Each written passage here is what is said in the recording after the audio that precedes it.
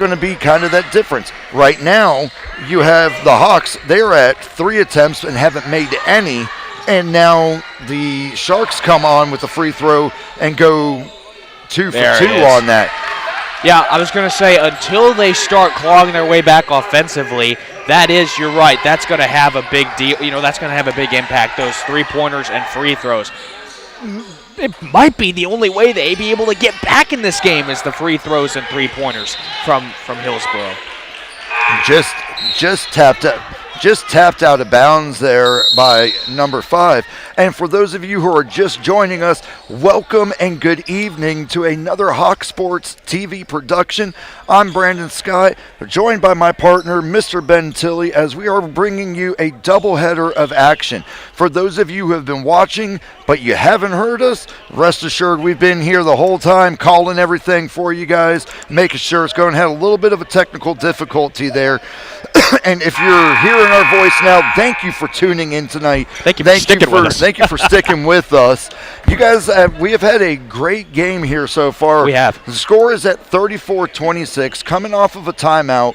About a minute 30 here in the second quarter as we get ready now for an inbound from number 5 on the Hawks. Just happened to have tapped it out there. So as we take a look, here we've got number 0, Miss Nina Green. One of the star players that we always kind of like to highlight, been very quiet tonight as we take a look at some of the what we called the key features of the game. We've been talking about, while we were off air, the 3 points, both the attempts and the makes, both the free throws, and also time of possession for it. Yeah, and just a couple of nuggets for the audience that weren't able to hear my wonderful pregame statistics report. The Hawks are coming in at a record of 11-10. They're on a 2-game losing streak right now, averaging around 70.1 points per game, as opposed to Miami-Dade. They are averaging 80.6 points per game. So that's 10 points more than the Hawks, and I think that's one of the things that's actually showing right now, because if you look on the scoreboard, Miami-Dade's only up by 8, so you got to be able to find that point differential and be able to score some points just like that, Brandon. He's number 23 there, Melania Stevenson, who she's up to, I believe that's about 8 or 10 for herself tonight, as the score is now 34-28 as we're going through, quickly approaching the halftime mark, which, rest assured, wow. Good hard play up under the net there.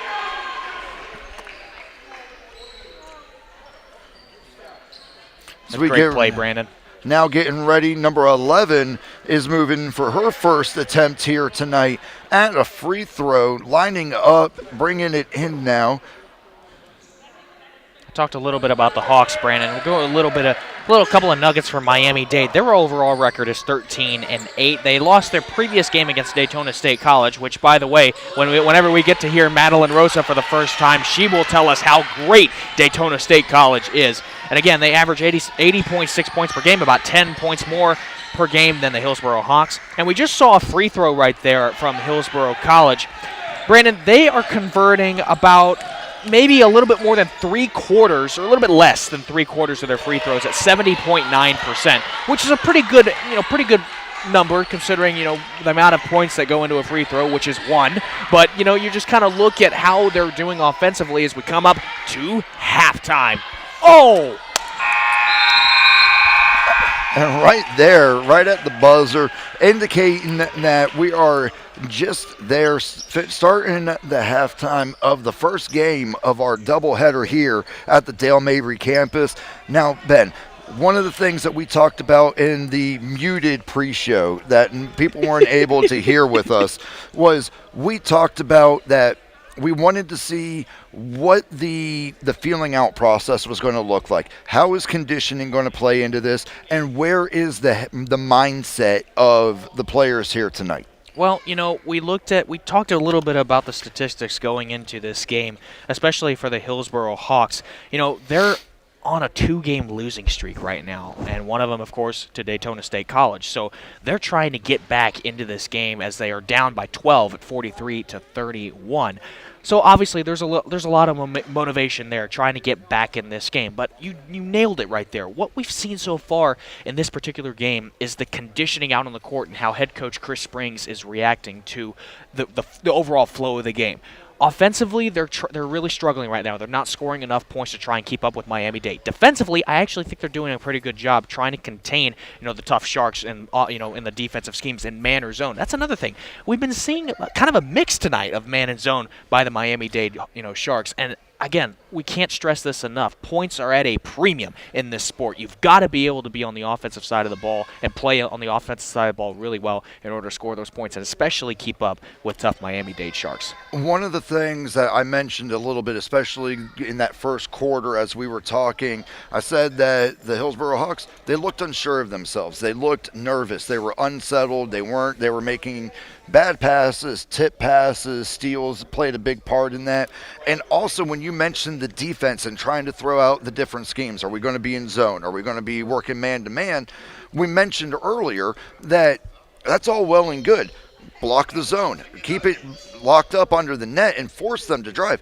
The problem is, though, Miami-Dade, they've got some three-point shooters. Yeah. They've got players who are not afraid to go out. Tonight, just alone, you have at least 3 different players. You have number 2, Jasmine Bynum. Then you have number 21, Ajani Colberth. And then also Meredith Veneer, number 35, are not afraid to step up to the line, and they trust that their shooting capability is there, as is evidenced by the 43-31. You can only block the inside and leave the outside open for so long. Yeah. Now you got to figure out, is it definitely more of a man coverage? Who do you assign to these three-point shooters because they're also working their way inside? There's a lot of things that Miami-Dade is putting out on the court that just seems like the Hillsboro Hawks just weren't kind of ready for at the onset of the game. Yeah, and one of those things that they weren't ready for, I think, is the physicality. Yes. Miami-Dade coming in, and we've seen a couple of bodies fly all over the place. We've seen an injury, unfortunately. Don't know the status of the injury right now for the Miami-Dade Sharks, but you nailed it right there. I think one of the things that has been restricting the Hawks tonight is just the overall flow of their game. They're not playing smooth. They look like they're almost panicked out there on the court. They're just trying to do everything they can to keep up. And we said it last week when we were watching the guys play Polk State College. You've got to be able to keep up with Miami-Dade. You've got to be able to try and just keep pace. If you're not keeping pace with them, you're going to fall behind, whatever it is, 7, 9, 11 points. When it gets to be 10 or more, that's when the morale could start going down. Head coach Chris Springs for Hillsboro College has been trying to keep them, detailed in this game, trying to keep their mindsets right. Because again, when you get down 10 plus points, when it comes to 12, 14, and what it is right now, 12, your morale can start to shift a little bit. You might be able to be like, maybe we can't keep up with these guys offensively. Maybe we can't do the things right offensively. But that's when you go back to the fundamentals of the game. That's when you go back to the stuff that works. Just forget about the stuff that's new. Just go back to what was working before. Get back in the game, and then see if you can throw some wrinkles and counters to try and counter the Miami-Dade Sharks, Brandon. One of the things that I think Coach Springs is in the locker room right now saying to his team, trust yourself, trust your teammate. If we look at the records of these teams, you have the Miami-Dade College Sharks are coming in tonight at 13-8, and in the conference they're 7-4. Mm-hmm. Whereas with the Hillsboro Hawks, you have for their overall is 11-10, and then in the conference play, it's kind of about even. So when you look at these two teams, it's not like one has a definitive edge. They played Daytona. They both lost to Daytona. Now what they're trying to do is they're trying to get out of this 1-game, 2-game losing streak that they're both in, and they're trying to get back into that win column. Miami-Dade looks much more comfortable trusting their teammates. Number 35, Meredith Venner, that we've been watching, I'm going to call her the queen of the no-look today. She's looking one direction and the pass is going to another. Yeah. When you're playing like that and you're not following the ball, you're not following the hips, you're following the eyes, now you're going to start, man, I'm on my back foot. What do I got to do to turn this around? Trust your instincts, slow down, trust your teammate. Yeah, and Brandon, that's what we talk about all the time with reaction time. We talk about it, if that exact scenario happens, right, and you're looking at the player and they're right in front of you. Let's say there's a player right in front of me here. I'm looking to see, okay, I'm watching their hips, I'm watching their feet. Where are they going to go? And if you're not, even if you're kind of off balance, if you're kind of leaking back a little bit, rocking backwards, oh, when they go to the left, well, that's going to be open, and there's going to be a player open, or they're just going to get right around you and just try and score a basket, which is what Miami-Dade has been. As we go to a little break here in the halftime. And I just want to, as we're coming up on just about 9 minutes going into back to the game, I just got, when you mentioned how you're lining up in front of someone, all I can think of, man, Shakira said it best: hips don't lie. You got to watch where your opponent is going to, and you've got to almost anticipate. You got to anticipate that fake of a stutter step or a quick hip turn. But back to instincts, back to trusting yourself. And with that, I believe we're going to go ahead and we're going to take our break here, and we will be back here right soon, just before tip-off. So make sure you guys are hanging around, and we'll see you guys back here in just a minute.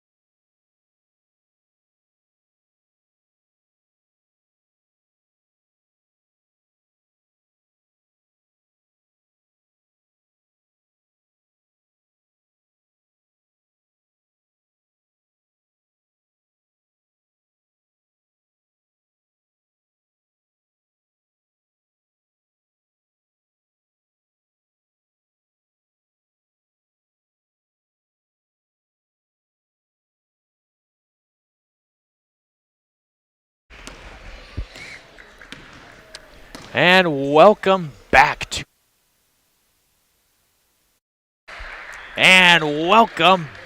to the Hillsborough College Dale Mabry campus here in the gymnasium. On behalf of myself, I am Ben Tilley along with Brandon Scott here, and we are covering a pretty good game tonight, Brandon. It's the Lady Hawks and the Lady Sharks between Hillsborough and Miami-Dade. A little bit of a recap so far from the first half. Hawks are down right now, 43-31. You just have to, we've looked at both sides of the ball, offense and defense. Hawks are not really dominating any facet of the game right now. They're hanging in there defensively. They're just trying to keep everything under control for the offense. However, they have not been able to produce as many points. As for Miami-Dade, they're really dominating on the offensive side of the ball and containing it defensively to try and take the lead. Now, remember, I told you before, Brandon, they average 80.6 points per game, 10 higher than the Hillsborough Hawks. They're above by 12 right now. So why don't we go ahead and see what we can do in this second half, Brandon. Now, one thing that immediately kind of struck me as we see their number 5, who went down a little bit earlier with it looked like an injury. So good to see Sage McLeod is back on the court and doing well there. One thing for me is I'm taking a look and I'm watching, and within the first 2 possessions of this, the Hawks have a much slower pace. They're trying to, when they're in that position with the ball, they're trying to be a little bit slower. They're trying to dictate more of that comfort pace that they're used to as we're set up from the outside. They're not converting those outside shots, Brandon. They've got it, and you just said it. They are, I believe they really are going back to the fundamentals of the game, trying to go back to what works on the offensive side of the ball. Didn't work right there with the outside shots, so maybe you try and go underneath the basket, maybe score some layups, get some points on the board, which they desperately need right now as they're down by 14. And as we're mentioning, going to the inside, number 35 there, Miss Meredith Venner, when she posts up under there, and Miss Meredith is 6'3", is 6'3" from the Academy of Central Florida. When you're trying to go in, make a drive on that's a hard target to go up against. That's very difficult, Brandon. And we just saw Danica Ballard there, the guard, sophomore, standing 5'9" out of Orlando Boone High School, where she's got her high school education. And again, you know, we talk about it. That was a 3-pointer there. They're only down by 11 now at 45-34.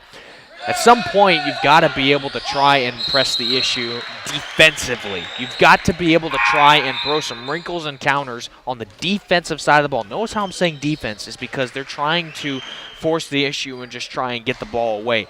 I don't think you should do that. I think you should try and lay back and try and, get the ball a different way. I don't know what other way you can do it, but get the ball a different way to just not try and cause any turnovers. And right into the start of the second half here, as we take a look, Miami-Dade still not afraid to line up on the outside and try for those threes. When you're up by 11 and you have kind of that gap to take those shots, it's better to put them up there, because even if you don't convert, you've been really good even on offensive rebounds up under the net. 3-point there by the Hawks. Did you see the number? Yeah, that was Melania Stevenson, Brandon. Thank you. Oh, I tell you, right there, if we had the ability to replay, that was an incredible move there. Couldn't see what number for the Hawks, but they pushed the Miami-Dade player out of bounds and had the ball go right back into the court of play and be able to get the ball. And here come the Hawks, Brandon. There we go. You mentioned earlier making that pressure and making your presence known up under as you're fighting and you're scrapping to get these. As we get ready, looks like for a free throw attempt here. So we've got a chance for Melania Stevenson, who had one attempt earlier and missed. Now 2 for 1 for the evening. 1 for 2. 1 for 2 for the evening. There we go. You'd be above 1,000% if you were 2 for 1. That Hillsborough traffic, it done sap the energy out of me a little bit. One? Yeah, just right outside the rim, but goes up. And this is what I was talking about earlier. What I mentioned, Miami-Dade has been so good at offensive rebounds and making a play out of that offensive rebound there. Yeah, and that's exactly what you had said, too. You got to be able to try and get those rebounds. Wow, what a pass there. Pass to the outside. Melania Stevenson puts it up. There we go. Here we go. Still under the number 8 puts it up. There it is. 2 points there. Saren Adaraki. Brandon, just going back to the point you made earlier, it's so important and so vital to get those rebounds and try and if you're on the defensive side of the ball, snatch that rebound out of the air and just hold the ball. It's going to be in your possession regardless if you're the main possessor of the ball. If you're on the offensive side of the ball and the rebound comes, snatch that rebound and just shoot it again. Just try and get it in the basket. They desperately need points right now, only being down by 5.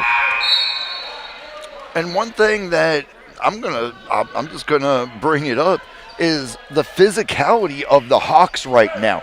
You are seeing a lot of the bumping. You're seeing a lot of the checking up under the net, and then not just you have the rebound. They're going in and trying to rip it away. Yeah. And they're bringing, I guess what we would say, the Miami game, what they were playing early in the first half. They're starting to kind of take it onto themselves there.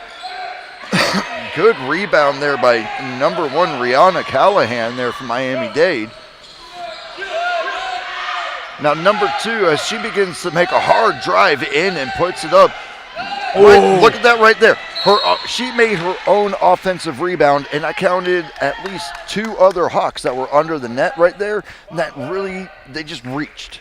That's the type of stuff that if we were to get a camera shot of Coach Springs right now, that stuff drives him crazy on the sideline. He wants to make sure that the team is in place and producing. If you tip it and you try to make the steal, you've got to finish through. Follow through is so vital in these small point games. Whoa.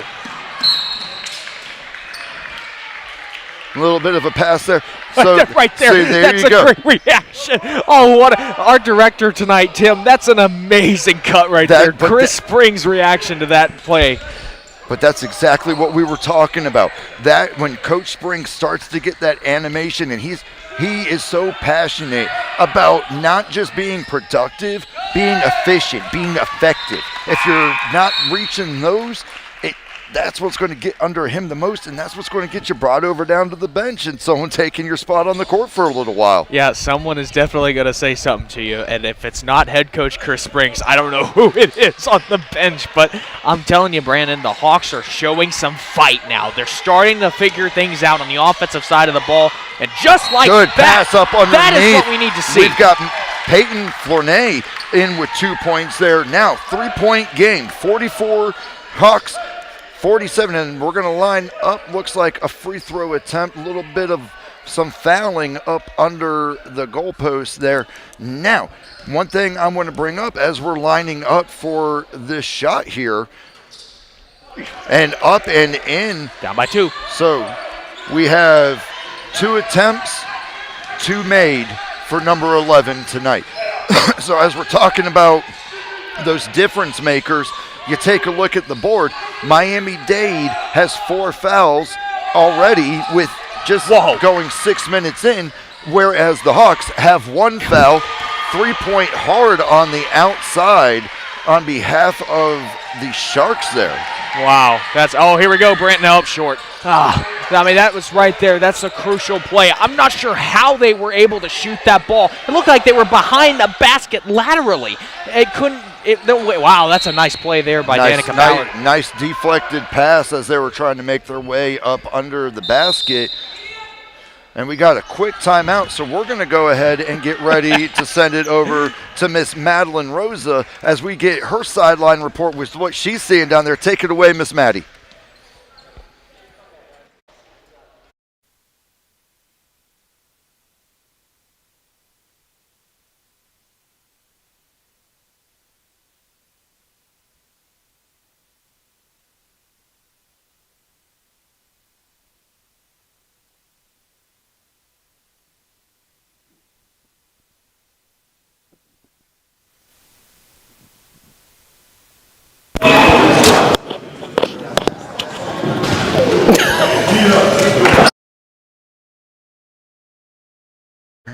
Back here now at the desk, as we just had a little bit more of that technical difficulty there, as Miss Madeline was going to give us. So I feel bad for Maddie because we have not heard her speak all night long on the broadcast, and she really has had some great mini nuggets to talk to us about tonight. She was right here in front of this table and just writing down stat after stat after stat about the Hillsboro Hawks and the Miami-Dade Sharks. So I feel so bad for you, Maddie. We're going to get you on air at some point, I promise. But Brandon, when we talk about these two teams and what they've been able to do offensively, now the Hawks are only down by 4. They were down by 12 to start the half, right? So, and there's a shot. Oh, there we go. That's a pretty good shot there. Number 2, Jasmine Bynum from Miami-Dade. But again, you look at what they've been able to do on the offensive and the defensive side of the ball. Hawks right now dominating offensively. They're scoring points. Their defense just has to hang in there. What a play! Saren Adaraki there, drawing the foul and getting those points. Now they're only down by 5 again. Brandon. Going back to the free throw line. So now number 8, Sarah. It's like only one. I'm going to get a one shot. Potentially here. Let's see. Yep, only one. Got it. Lined up and Down by clean. 4. Beautiful shot there now. So this is where we start talking about, we mentioned it just at the start of the half, the number of fouls that we're going to see and how that's going to play a role with the productivity of the free throws. A second toilet bowl. Foul.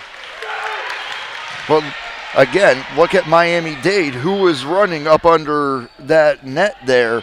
There was at least 3 or 4 Sharks that were there compared to 1 or 2 Hawks trying to get that rebound. They're controlling the inside of the basket. They're not going to take any layups. They're not going to want you to score those points. They're controlling the inside of the basket. For the Hawks, however, they're trying to focus on where they're trying to shoot the ball. And really, they've been focusing on shooting it from the outside for the first half. Now they're focused on shooting it from the inside and trying to get as many points as they can to clobber their way back. Now, as we're bringing it down to the near side with the Hawks in possession from far outside lined up,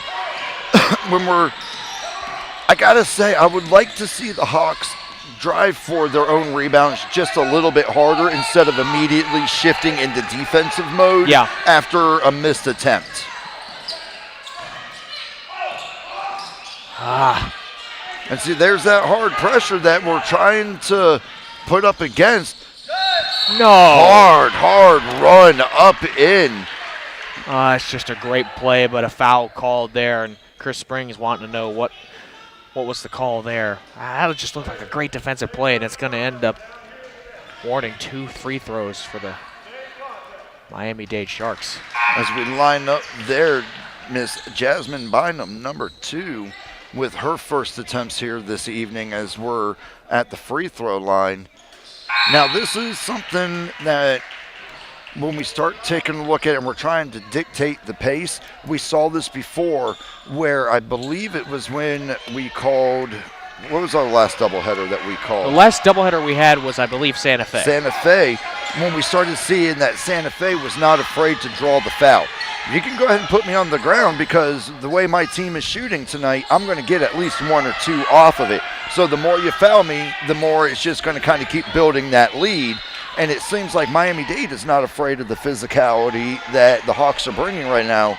That you've got to be able to keep those emotions in check. You've got to be able to remember what you're out there to do on your defensive plays. I think I've said this before, Brandon. You got to be able to find the balance. Find the balance between physicality, emotions, and just overall play and the flow of the game on the court. Find that perfect balance out there when you're playing the game. You'll know when you have found it when you're playing playing on the court there, because when you start scoring points and the other team is not scoring points and you're not drawing fouls and you're not making those crucial mistakes that can't be made in this crucial part of the game, you're going to know if you are on a hot tear. And again, we're going right back to the free throw line. Number 22 coming up for her first attempt. Goes up. Let's take a look there.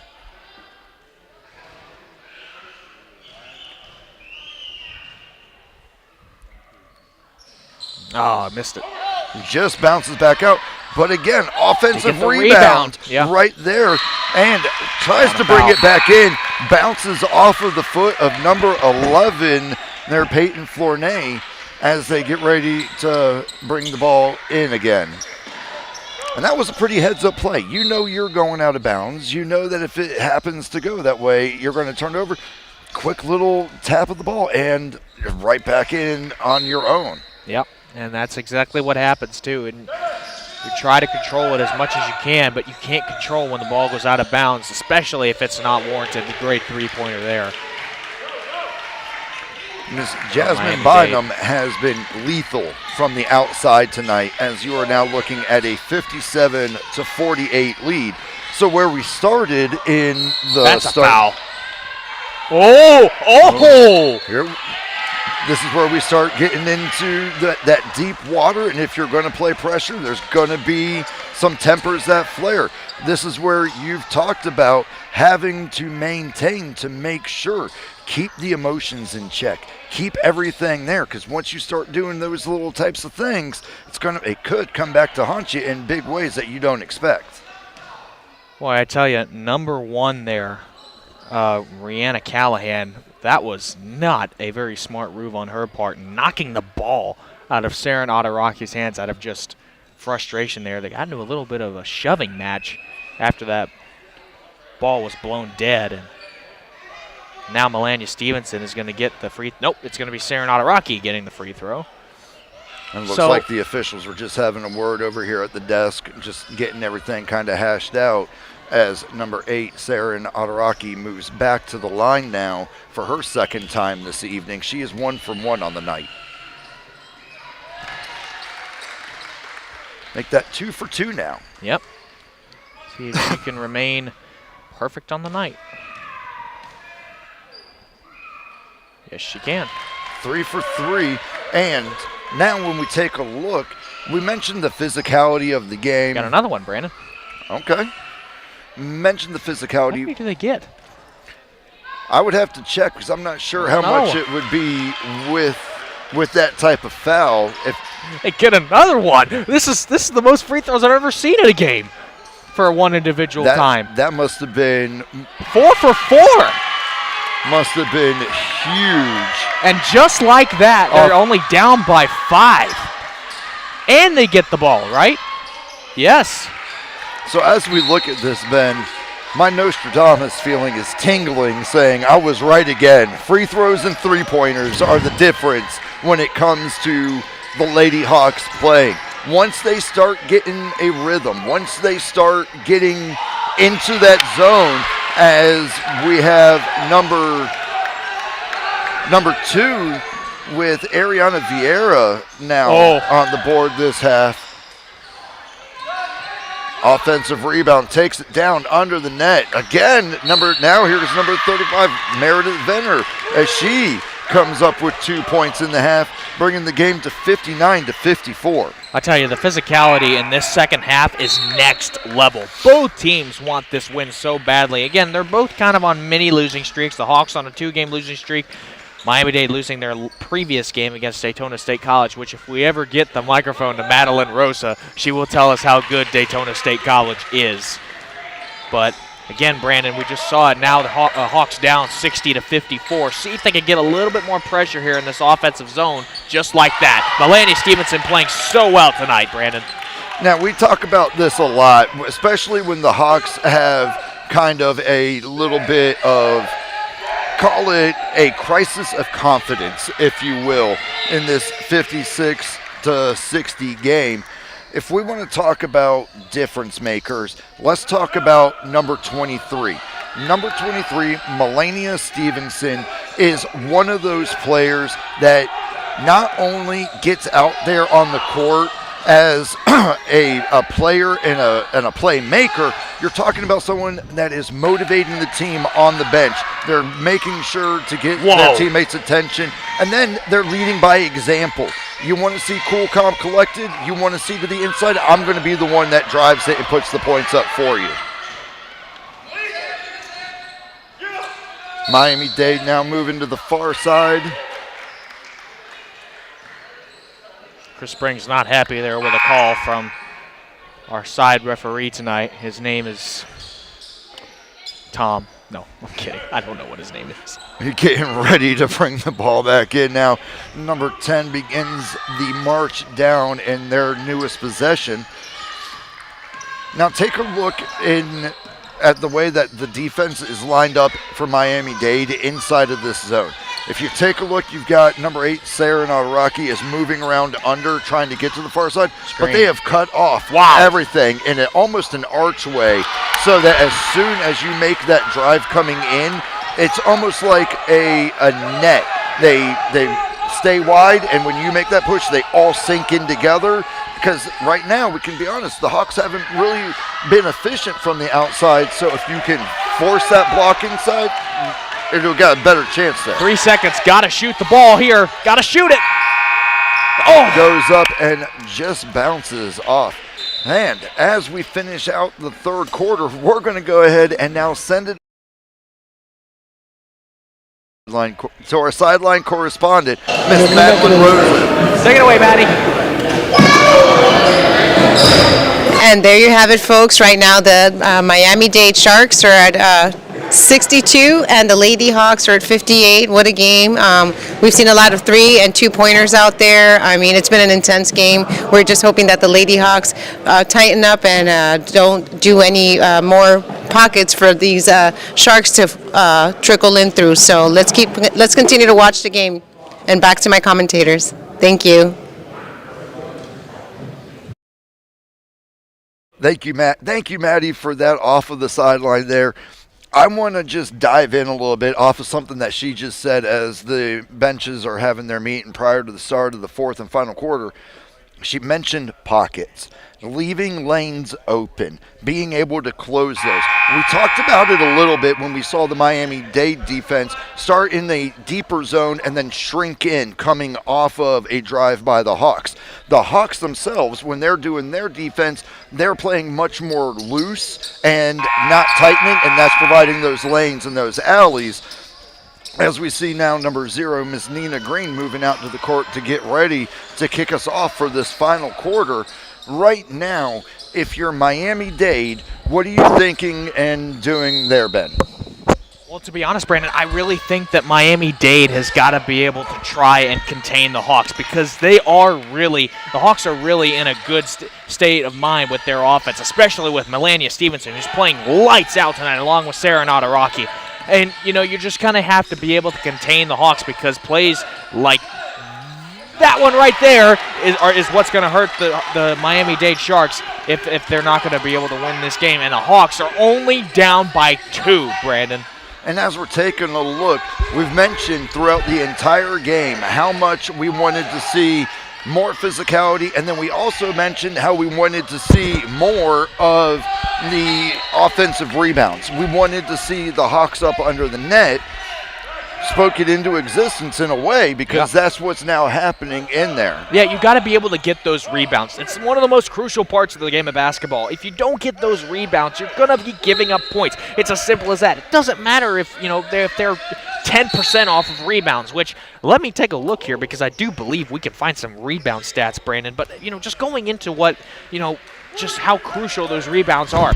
You could be giving up 5 to 7 points a couple of drives. You could be giving up 5 to 7 points just off of rebounds alone. So they are just crucial parts of the game for sure. And that's one of the things that I think might have an effect. I know you say 3-pointers. I know you say free throws all the time. And honestly, if you say it the rest of the season, you're going to be right. But I think if we got to look at it from a statistics point of view, rebounds are going to be rebounds are going to be one of those things that keep these Hawks in play, as they have tied the Miami-Dade Sharks. Number 10, Brianna Ben, pushing hard, putting it up, getting it to a tie game. 8 minutes, just coming up on 8 minutes, 40 seconds here in the final quarter. And I got to be honest with you, man, I'm starting to feel a little bit. I'm starting to feel a little bit like I did last week 24. As we were watching this kind of unfold with the men's games. And if you're going to be hanging around and you want to watch more basketball, stay tuned after this one, as we will go ahead and tie game 65-65 65 going through. That was 11, Peyton Flanoy. Brandon, I just talked. Oh, that was an air ball. But I just talked to you about it.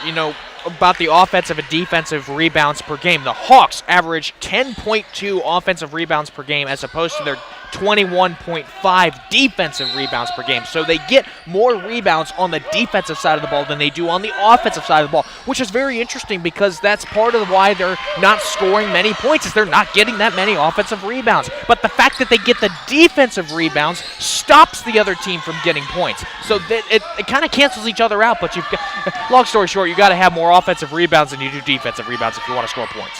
And as we're hard steal, that was that matchup that we talked about a little bit earlier. Number 0, Miss Nina Green, making her presence felt, coming up with the 2, tying it back. What a score. At 67, 6-7, taking it all the way, tied up now. I'm sorry, I have a teenager in the house, and I torture her with that. So this is now, incredible. Now again, Nina Green goes to number 10, up under the net.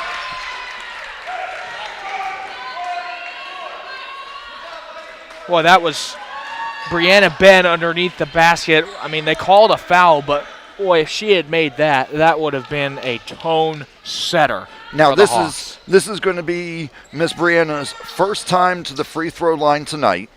Right now, as you take a look at the scoreboard, 67-67, 7 minutes 22 left. Lines up and just comes off of the rim to the outside. Looks like she'll be lining up for her second shot.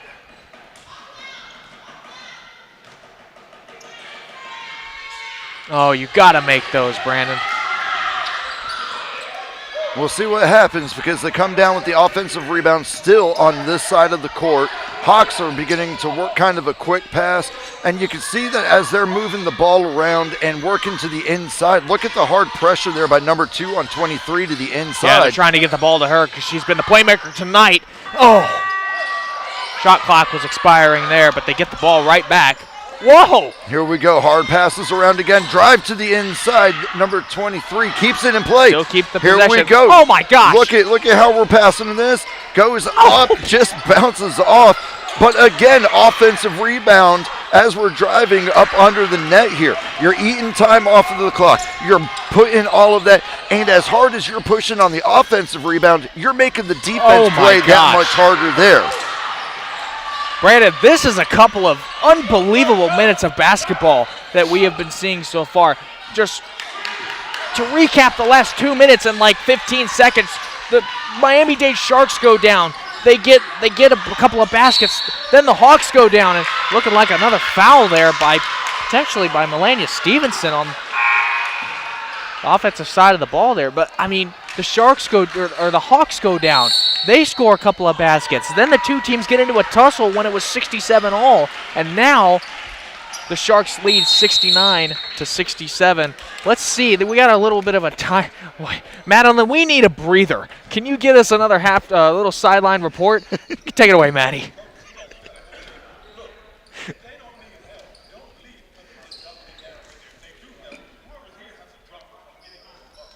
Maddie, the floor is yours.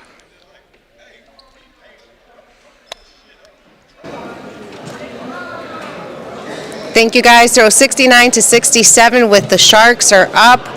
The Lady Hawks are not putting their game down at all. They are keeping it up. So let's hope that we take home the win tonight, and let's get ready to see what's going to happen next. At the moment, they have the coaches talking with the team just to tighten up their scores and make sure that they're doing what they need to do at the game. So back to you guys. Thank you. Miss Maddie, thank you as always for that report there. We mentioned during the pregame show that we were talking about the conditioning. We were talking about what was the overall feel going to be like as it comes down with this almost to the last 6 minutes of the game here. I would say this is a distinct difference from what I have seen out of the Hawks in previous games this deep into the fourth quarter. Yeah, I would totally agree with that. You know, it's been a really tough battle for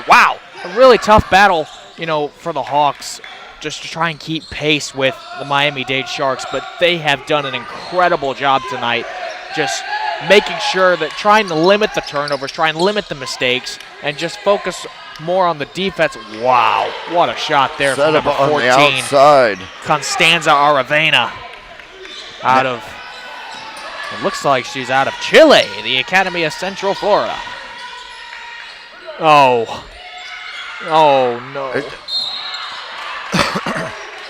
And you can see there, we mentioned before, especially those offensive rebounds as we're getting those going up. There was 2 offensive rebounds, resulted in 3 attempts, and when you come down with it, you're bringing the ball back in. So you never lost possession simply because of that under the net play there like that. Yeah, and that's the thing is you got to be able to convert those. Shot from the outside there by number 4, Danica Ballard. Now they're getting a little shot happy, Brandon. But this is also, again, something we've seen where you start getting into that deep water. You start getting into the 4th as number 2, Jasmine Bynum, goes up and puts up to increasing the lead now to 74-67. We've talked about it before where you start wanting to think that you need to make a play instead of letting the play unfold. Sometimes the right play will just open up through whatever the defense looks like, and you don't have to necessarily force that shot when something else could become available after just a couple seconds. Yeah, absolutely. You've got to be able to just try and maintain your composure out there. Try and see what the defense is giving you. If they're giving you an open lane, just like Melania Stevenson, I don't know how she's found so many open lanes tonight with her, great talents, but she's been able to score a lot of points tonight. But if the defense is giving you open lanes, go ahead and take them. Just take the shot and see if you can get. It doesn't have to be a three-pointer all the time. It can be a layup. It's okay to take a layup every once in a while. And even more than that, you mentioned it earlier. You have to convert. If you're up under the net and you're taking a look as number 23 Melania Stevenson puts up another 3. We're going to take a timeout as well and get ready to send it right back over to Miss Madeline to see what we have going on over there and what she's seen on the sidelines. Take it away, Miss Maddie. And oh my goodness, what a game it's been. Right now it's 76-72 with the Sharks up. The Lady Hawks are still in it to win it, so let's hope that we bring this game home tonight. So back to you guys. Thank you. Again, thank you again for that, Miss Maddie. All right, Mr. Tilley. Mr. Scott. 4 minutes, 17 seconds. You are easily within 4 points if you can hold that defense and you can keep the offense out of the lane there on the inside. So for here, I would almost anticipate seeing more of that, what we've identified as that fluid zone. Mm-hmm. Are we going to go from zone to man? Are we going to push them more to the outside? Because going through right now, as we take a look through the second half, the Sharks have not been as effective from the outside on their three-pointers in the second half as they were in the first half. If that's starting to become a little bit of a weakness or that crack in the dam, you have to exploit that on the defensive side. If they're feeling rushed, make them feel even more by staying right there on them throughout. Yeah, and that's one of the things you have to be able to do. When you see a weakness, especially if it's a pattern going into one of the quarters, if it's a pattern that you're seeing that you're not taking as many shots from or not converting as many shots from the outside, go ahead and exploit that. Try and get them to the outside. You don't have to play man all the time. Just push them to the outside and force them to take those shots. Just like that, and they're going to try and miss. Now, that was to the inside, but again, you're just another foul there. Brandon, if you're able to force the issue, if you're able to force them to take shots and they're not converting, then the offense is going to have to step up. The offense is going to have to take the wheel. The offense is going to have to score those points, and I think the offense is going to have to win this game for the Hawks. All right, you got number 5, Miss Sage McLeod, who went down earlier, looked like a knee problem under the net, now steps up, makes her first attempt. And as we're taking a look, man, this is right now, you have got to be like keeping your fingers and toes absolutely crossed that every time someone goes to the free throw line, that they're missing it, because every time they go and they make those ones and those twos, it's either going to help you or it's just going to start really putting even more pressure down on you going Nice play. into the final 3 minutes of the game there, as number 11, Peyton Flanoy, goes up, makes it now a 3-point game at 77-74 in favor of the Miami-Dade College Sharks. Yeah, that's one of the things, Brandon. We talked about it I think we've probably said this a dozen times. Now you're starting to push, and that's exactly right. Look at the coverage now. They're trying to see if they can force them to take those shots, and it's not going to go in. Those are the shots that you got to be able to not have if you're the Hawks go in the basket. Now you're on the offensive side of the ball, and now you're going to try and go score those points that you desperately need as they're down by one single score, and this could be the tire.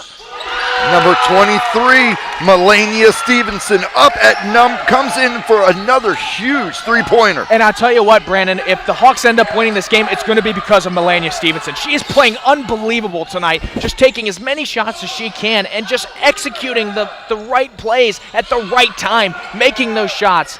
That's going to miss wide right.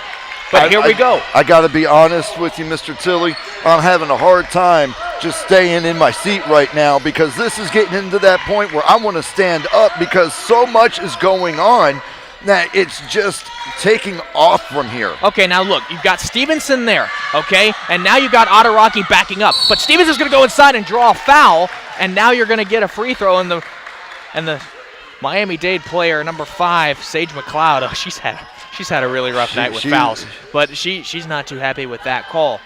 I was just going to say before the foul was called, you had Stevenson on the outside. Adaraki was in the inside, and she backed up when Stevenson had a choice. Either she can dart in front and try and take that lane, or she can go to the outside and see if they can get a three-pointer that way. But she's the one who's shooting all the three-pointers tonight, just like that one that couldn't quite go in for Danica Ballard. But, she's been shooting all the three-pointers tonight, so she's the one scoring all the points. But when she's driving to the basket, that's where maybe you can find an open teammate and get that point.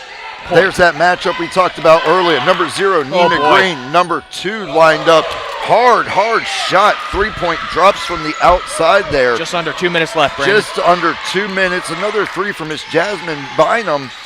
Now, when we're taking a look at that zone coverage. Look how loose and open it is right there. They're doubling Stevenson. Until they start making their way to the net. Not much breathing room in that room from number 5, Sage McLeod to Melania Stevenson here. Set goes up. We are at under 90 seconds for this game here. 3-point game, one Got to possession. keep it at a one-score game. You got to keep it to one score. Oh, what a play. And it goes up and in there as number 5, Sage McLeod. Now you have to score as quickly as possible. It doesn't matter if it's a 2-pointer or a 3-pointer. It's got to go in. Oh. A foul was called on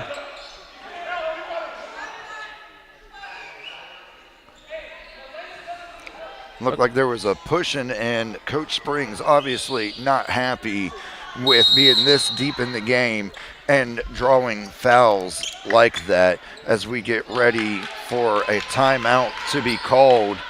And we're going to go ahead. And Miss Maddie, what are you taking a look at over there as we're watching the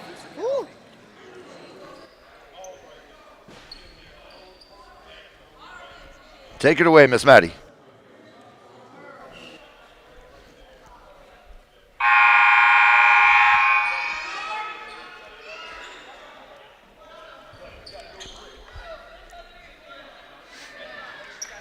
Well, looks like maybe some technical difficulty. We are down to the last minute in the game, and the Sharks are up. We're hoping that they bring it home. We'll see what happens. Let's see for more.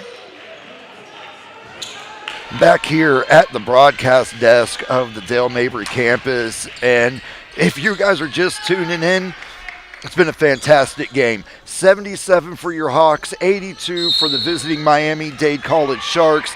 We have seen a physical game that we haven't really seen out of the Hawks yet, as we are approaching just 1 minute of play. Yeah, and that's the thing is, now you've got to be able, it's under 1 minute of play. These are the things you cannot have. You cannot have Miami-Dade marching down the court like this and taking their sweet, grand old time with the basketball, because they know that it's just going to be so tough getting it back to the Hawks to score 2 points. And now it looks like maybe another timeout was called here. Right, Brandon. right now you're trying to extend the game. You're trying to get breathers where you can get the breather. You're trying to make sure that if it's a 2-possession game, you're going into this type of timeout and you're saying, get me the ball. I don't care what else happens, get me the ball. I want, if you got to strip it off of somebody, if you're tipping it off of a pass, you have to have control for at least 2 possessions, as it's a 5-point game right now. And if you're lucky and you can work your timeout and you can draw a couple fouls, you have the potential to really close this gap, and it's achievable in the last 49 seconds, but you can't do it if you don't have possession. Yeah, and you've got to be able to try and get that ball, whatever it takes. Doesn't matter if you have to foul, because again, those free throws are gonna matter. But now you look and see they're taking their sweet time with it because they're gonna run out the clock, and it's a 2-score game. Working the shot clock, 10 seconds on the shot clock as we start moving through. Taking a look hard up underneath the net there. Number 2. We have said Miss Jasmine Bynum's name a lot this evening, and she has definitely helped to bust this game open to a 7-point game now with 20 seconds left. I think that's going to do it, Brandon.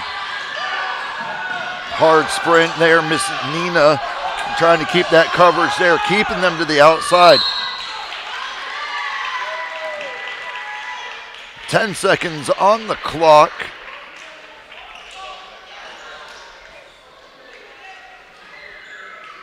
And I will say, as I'm watching the performance and everything, the Hawks have stepped up in such a way that you usually don't see them playing this hard in the fourth quarter. Usually you can start seeing a little bit of the tiredness and everything like that. Yeah, and it's really a shame because the Hawks have played their hearts out tonight. It looked like just that fourth quarter, this fourth quarter has had so much action to it, just back and forth the entire way. I remember it was tied 67-all at one point in this game.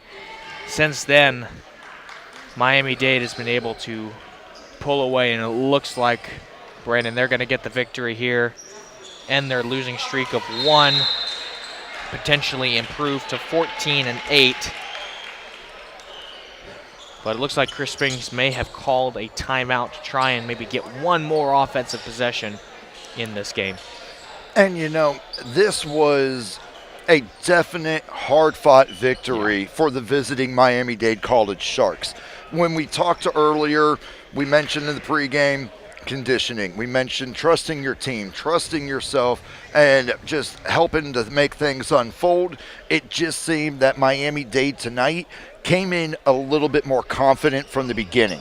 We mentioned the stutter step, we mentioned the tip passes, and the things that kind of contribute to making almost feel like you dug yourself a hole to dig out of.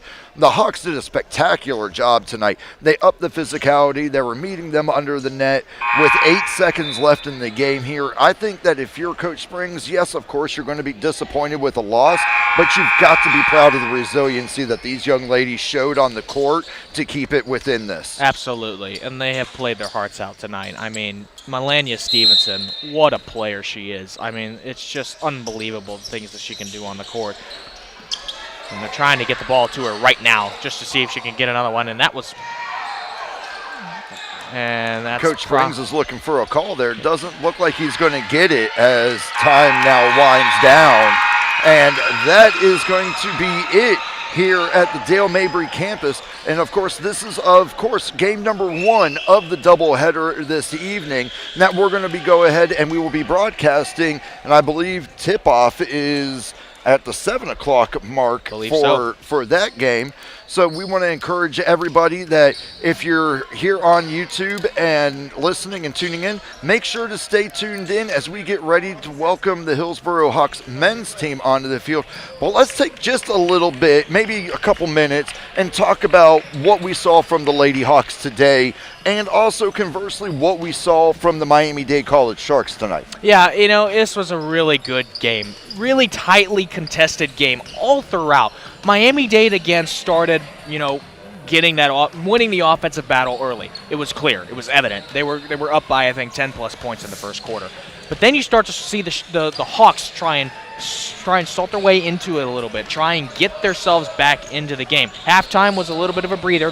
The Sharks were up by 12. Hawks came back in the third quarter. They said, we've had enough of this. They went and they tied the game multiple times throughout the third quarter. The fourth quarter had the same amount of action. It's just the Hawks could not get the job done tonight, losing by, a good 10 or so points. But it looks like we might have a post-game interview here with Madeline Rosa. Maddie, why don't you take it away? Okay, so what's your first and last name? I'm Zainab Oturakci. Okay, and Yeah. what do you play? Oh, what do I play? Yeah, what position do you play? I play 4. Okay. Yeah. And you're a sophomore, right? Yeah, I'm a redshirt sophomore. So how do you feel that you did tonight? Could have been better first quarter. I feel like I couldn't help the team a lot in offensive way, but I think the second quarter we come back really good. We were down by 12 and we caught it really good. I think the team, we did a good defensive possessions, but couldn't make it. It's okay. We're just gonna look for the next games. I mean, I saw you throw a couple of three-pointers out there. You did really good, Well, that did not go in, but it doesn't matter. Yeah. We're gonna look at the next games. How do you feel Coach Springs is gonna talk to you ladies on the way out today? I'm pretty sure he's a little bit angry, but I know we're just gonna learn, get some lessons from this game, and move forward with it. But yeah. Everything is a learning curve, so. Yeah, 100%. Yeah, we're just gonna look forward, and we got a couple of games left before the season ends. So Okay. yeah. Anything else you'd like to say? Nope. Go Hawks. Yeah, go Hawks. Thank you so much. Thank you. Sorry if people don't. No, you're great. You're great. Back here at the desk, Miss Madeline, thank you for that wonderful interview. And I just want to throw out, as we get ready to wrap this up for this one, what the young lady said. I wasn't able to help the team. It wasn't so much about they played harder than us or anything. It was the accountability that she just took and said, I wish I could have done more. Yeah. And that, to me, that's the mindset that when she mentioned being a redshirt freshman, that mindset carries over to next year. So all the lessons that she's learning here with the team carry forward. And as we finish off with that, we're going to go ahead and take our next break, and we will see you guys back here in about 20 minutes as we get ready for the tip-off of the Hillsboro Hawks men's basketball, as well as the visiting Miami-Dade College Sharks. I'm Brandon Scott for Ben Tilley. We will see you guys right back here from Dale Mabry as soon as we come back for tip-off.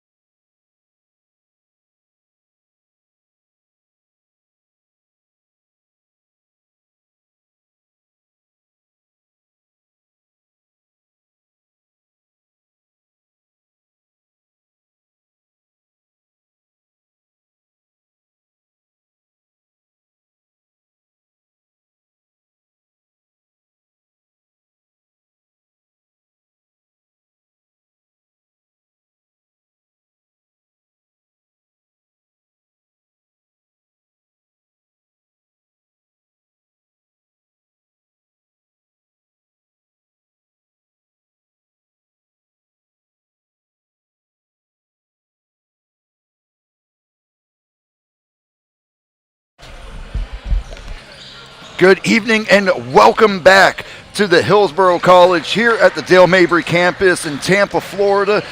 Temperatures are starting to drop outside a little bit. We've had that cold snap that's come through the Florida area here.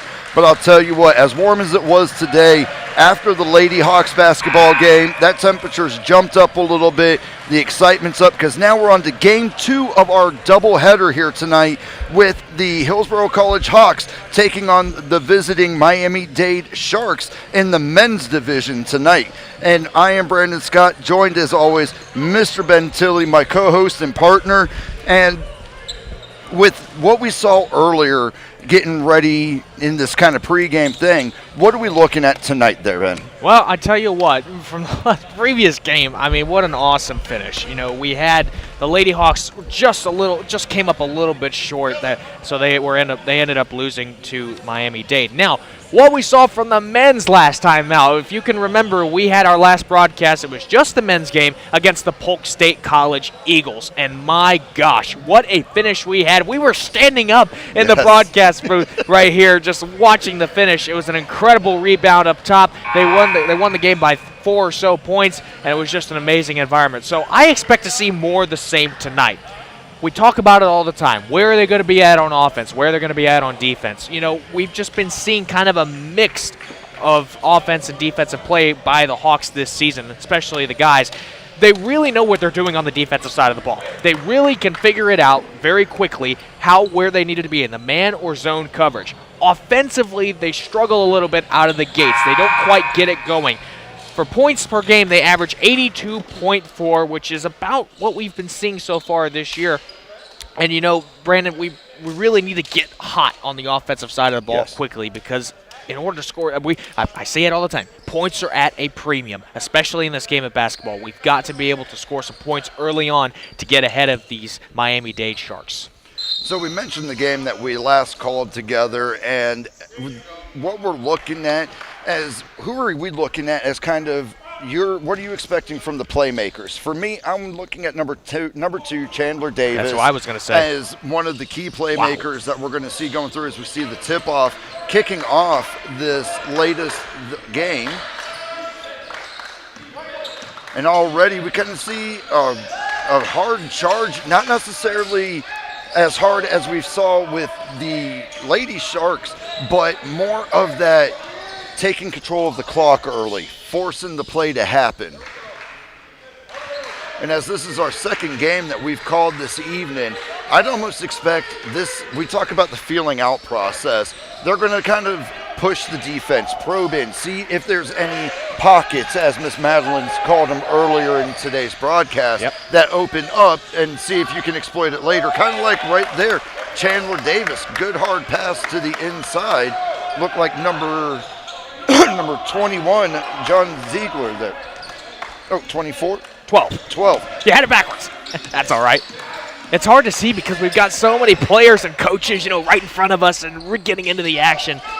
It's hard to see over those guys, but again, Brandon, I said it just minutes ago. Got to get off to a hot start. Looking like it's going to be hopefully that way. Getting off as they are in the 2-0 lead. Again, it's one score, but you start accumulating those points. You start getting, now that's not what you want to see there, but when you start good block shot though. When you start to accumulate those points, underneath the basket, just those little layups to get you on the board. That's where you're going to find most of your points. That's where it's going to come down to. Good setup there by number 30, David Vestreeton. Sets up and comes down, ties the game up at 2 apiece now as we are 2 minutes into tonight's game. And already I feel like there's a different tempo than just the game we called not even 15 minutes ago together. It's more composed as they're working their way through the inside. And shot clock goes off there. They took it just a little bit too long trying to make something happen. And when we're talking about the Miami-Dade Sharks, what are we looking at, say, like, when you talk about their points per game? Where are they ranking right now? Because we know that their overall record, they're a 13-9-2. team. The conference is 4-4, but here's kind of the kicker with it as they put up 2 more points, bringing the score to 4-2. They're 2-5 in away games. Yeah. So they're not as comfortable on the road as they are at home. Yeah, exactly. And, for points per game, they average 80.8, which is a little lower than the Hillsboro Hawks. So, statistically, the Hawks should win this game by 2 points. That's what you would expect. But, again, you just said it. Miami-Dade struggling on the away side of things whenever they're on opposing teams' courts, or houses, I should say. But again, you just kind of look at it from a statistics standpoint. Should be a very tightly contested game, even with Miami-Dade not having the best away record. And for those of you who are just tuning in, you are tuning in to the Hillsboro College Hawks Sports TV broadcast of the home game of the Hillsboro Hawks versus the Miami-Dade College Sharks. So thank you for tuning in tonight. We appreciate that. And it looks like a turnover in possession as the Hawks begin to bring it in there and making their way down the court. And Brandon, we said it before, but contrast to the Lady Hawks 4 quarters, it is 2 halves here for the men, so 2 20-minute halves. Oh, nice. Good drive inside there. Nyaka Luma, freshman guard, standing 6'2" out of Palm Beach, Vieira High School. I was just down there a couple months ago. And he now ties that game up at 4 apiece.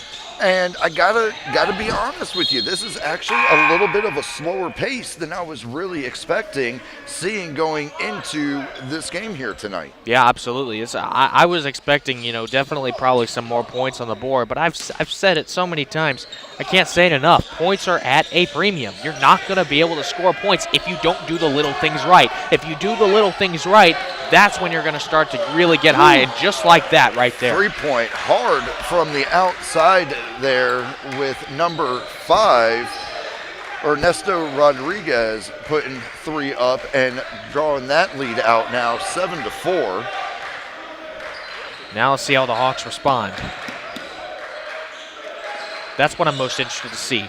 How do they respond to being down? Are they going to keep it at a 1-score game? Looks like it. Tie it up. That was Chandler Davis. Again, we say his name so many times. Sophomore guard, standing 6'5" out of Tampa, Wharton High School, where he got his education. And Chandler Davis, you and I both have him number 2 at Wow. hard deep shot there. Anthony Gilks there puts up 3, strong lead 10-7. And we were talking about Chandler Davis. We view him as kind of that game changer, but also a team lead. He's down in the trenches. He's with everybody and trying to make sure people are in positions and getting the blocks that they need as they go up. Good rebound there by number 10, Wild Carrera. Making our way down the court now.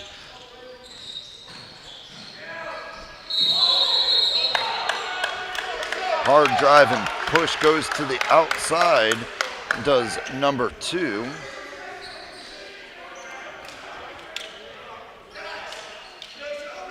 We're going to have a quick timeout here, and since it's the first timeout, we're going to get ready to send it over to Miss Madeline Rosa for her first report of tonight's game.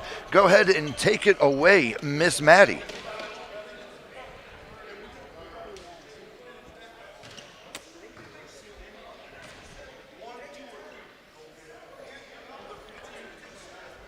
Looks like we might have some technical difficulties, Brandon. Yep, so we're going to go ahead, and if we take a look, you can see right now the Hawks, look at the body language with everything. One of the things that we talked about a couple weeks ago when the Hawks snapped their, I believe it was their 6-game streak here at home, we were curious about what the bounce back was going to look like. Where does that mindset go? I think one of the things you have to think about, Brandon, when you talk about mindsets, you have to look at the body language from each individual player. Are they poised? Are they panicking? You can Yes. really tell, Brandon. I'm telling you, you can tell it for everybody watching at home. Look at the body language from each of the players on the court. See if you can figure out which player is panicked and why. You can pretty much see it in the way they're taking their shots, the way they're running up and down the court, the way they're handling the passes, the way they're catching the passes. You can tell it just by looking at anything when the players are on the court. Now, not to say this game is now tied at 9 apiece. But these two teams, Brandon, I think are really poised right now. I think they're calm, cool, and collected. 9 apiece, 14:55 remaining here in the first half of play. Again, for those of you joining us at Dale Mabry Gymnasium inside here on court side, I'm Ben Tilley alongside Brandon Scott. Great to be with you tonight. And we're lining up for our first free throw. There it is. Now goes up, and I believe that was Mr. Chandler Chandler Davis. Davis going through right there as we're taking a look. So now we talk about it with this for always for me what some of the key difference makers is, and like you say, I pretty much bring it up every game. Where do the Sharks and the Hawks line up with their three-point conversions? Oh, man. Bad pass there. I mean, let's take a look, Brandon. You know, we've been saying it we've been saying it all season long. If you're shooting from the outside, you've got to be able to convert. That's the biggest thing, because if you're shooting from the outside constantly and you're not being able to convert those shots, that is just going to take a toll on your offensive mindset. Looking at Miami-Dade right now, their three-point percentage is around 30.9, so it's about the average that we've been seeing so far from each team this season, as opposed to Hillsborough College. Their three-point percentage is 32, so they're succeeding a little bit more than Miami-Dade at those outside three-pointers. Now, we look at it from a different perspective. You know, you just kind of see, you have to look at the flow of the game. Who is out there, you know, ready to take those shots? Are they open? Are they not open? Are they conversion? You have to be able to try and figure that out as a defensive mindset, and especially if each player out there, are they going to take those shots? And if they're not converting, force them to take those shots. 100%. And we got looks like number 10, Anthony Gilks, moving to the line now as he lines up for his shot, and it is in and good, putting the point on the board there for the Sharks at 10 apiece. And up and in, so 2 for 2 on his first attempts to the line tonight. And now with an 11-10 game, you're almost 7 minutes in. You're really taking a look at now. We've started to kind of see going hard block three-point attempt. Oh, man. Number 30, hard break, and puts it down hard. Number 30, David Verstraeten. Verstraeten, there we go. Probably not saying that right. If we are and any of the family is listening, We apologize. deeply apologize, but for David- any mispronunciations that may occur tonight. David Verstraeten, Miami-Dade, freshman out of Riesbroek, Belgium. How about that from Belgium? Number 30, David Vesterstring, puts it right back up again. Up by 3. Up by 3, 15-12 in favor of the Sharks. And now you start to see the Hawks trying to make a little bit of a comeback. But here's kind of where a big difference I think is starting to unfold a little bit as we watch this. The rebound speed from the Sharks versus the Hawks on the way back down the court, I think is going to start to be kind of playing an effect here. And that's where you start to think about conditioning. That's where you start to feel like, are these players getting really tired running up and down the court? Are these players, not giving it their all running up and down the court, going coast to coast? Because that's the thing, Brandon. If you're not conditioned to play this game, good luck. I mean, you're going to have to run up and down the court. I would probably die after one drive to the basket. Look right there, we had number 5 put it up, Ramez Zaid. We said his name a lot the last time we called together. He was another one of those kind of playmakers that when you need something to happen, you can put it there and watch what comes about. High pass and a little bit, looks like just a slight miscommunication right there coming off of that pass. as it goes up and high. And Ramez was a big part of that win last time out against the Polk State Eagles. In that final drive to the basket, when they got the points that they needed to to take the lead, Ramez was just poised out on the court. He was the main guy on the outside, just like he is right now. That's exactly where he was the last time. Look at how poised he is, passing it to Nicholas Womack. Just looking at, the open receivers, waiting for them to get open, and just being so poised and not panicked. That is a great player right there in Ramez Zaid. And it earns some points there as Wild Correa, the Riverview, Florida native, gets them. And one thing that you and I talk about that Ramez does so well is that he controls that pace, and he controls and he doesn't rush the play. He waits for the play to unfold before he really kind of makes his move, as you saw there, working to the outside. And then as he makes his way in, a hard pass to the inside, puts it in Wild's hand, comes up with 2, brings there us 16. There it is, Nicholas Womack. 19-17 now. But when we take a look at that, those are the key things that you and I talk about. Yep. Controlling the pace, keeping that composure, and just letting it unfold for you. And that's the thing. You got to be able to be so poised out there. When things aren't going your way, yes, your initial reaction is to panic. Like, what am I doing wrong out there?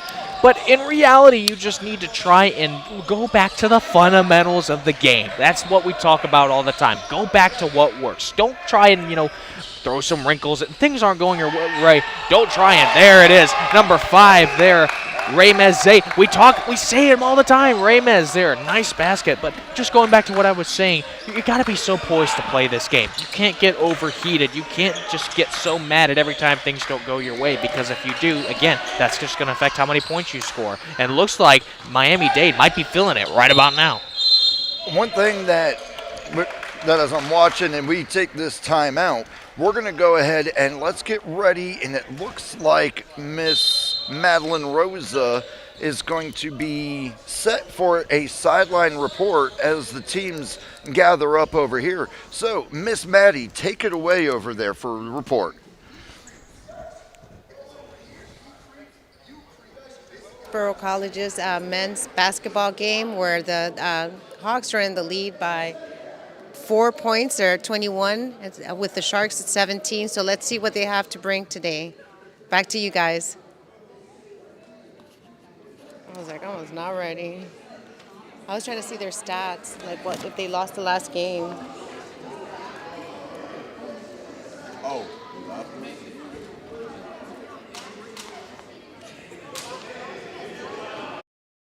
And here we are back at the desk. Thank you for that sideline report there, Miss Maddie. We appreciate you over there.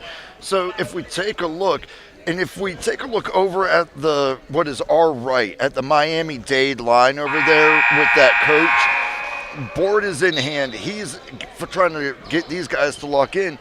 And over here on the Hillsborough side, kind of smiles, laughs, and they're feeling good.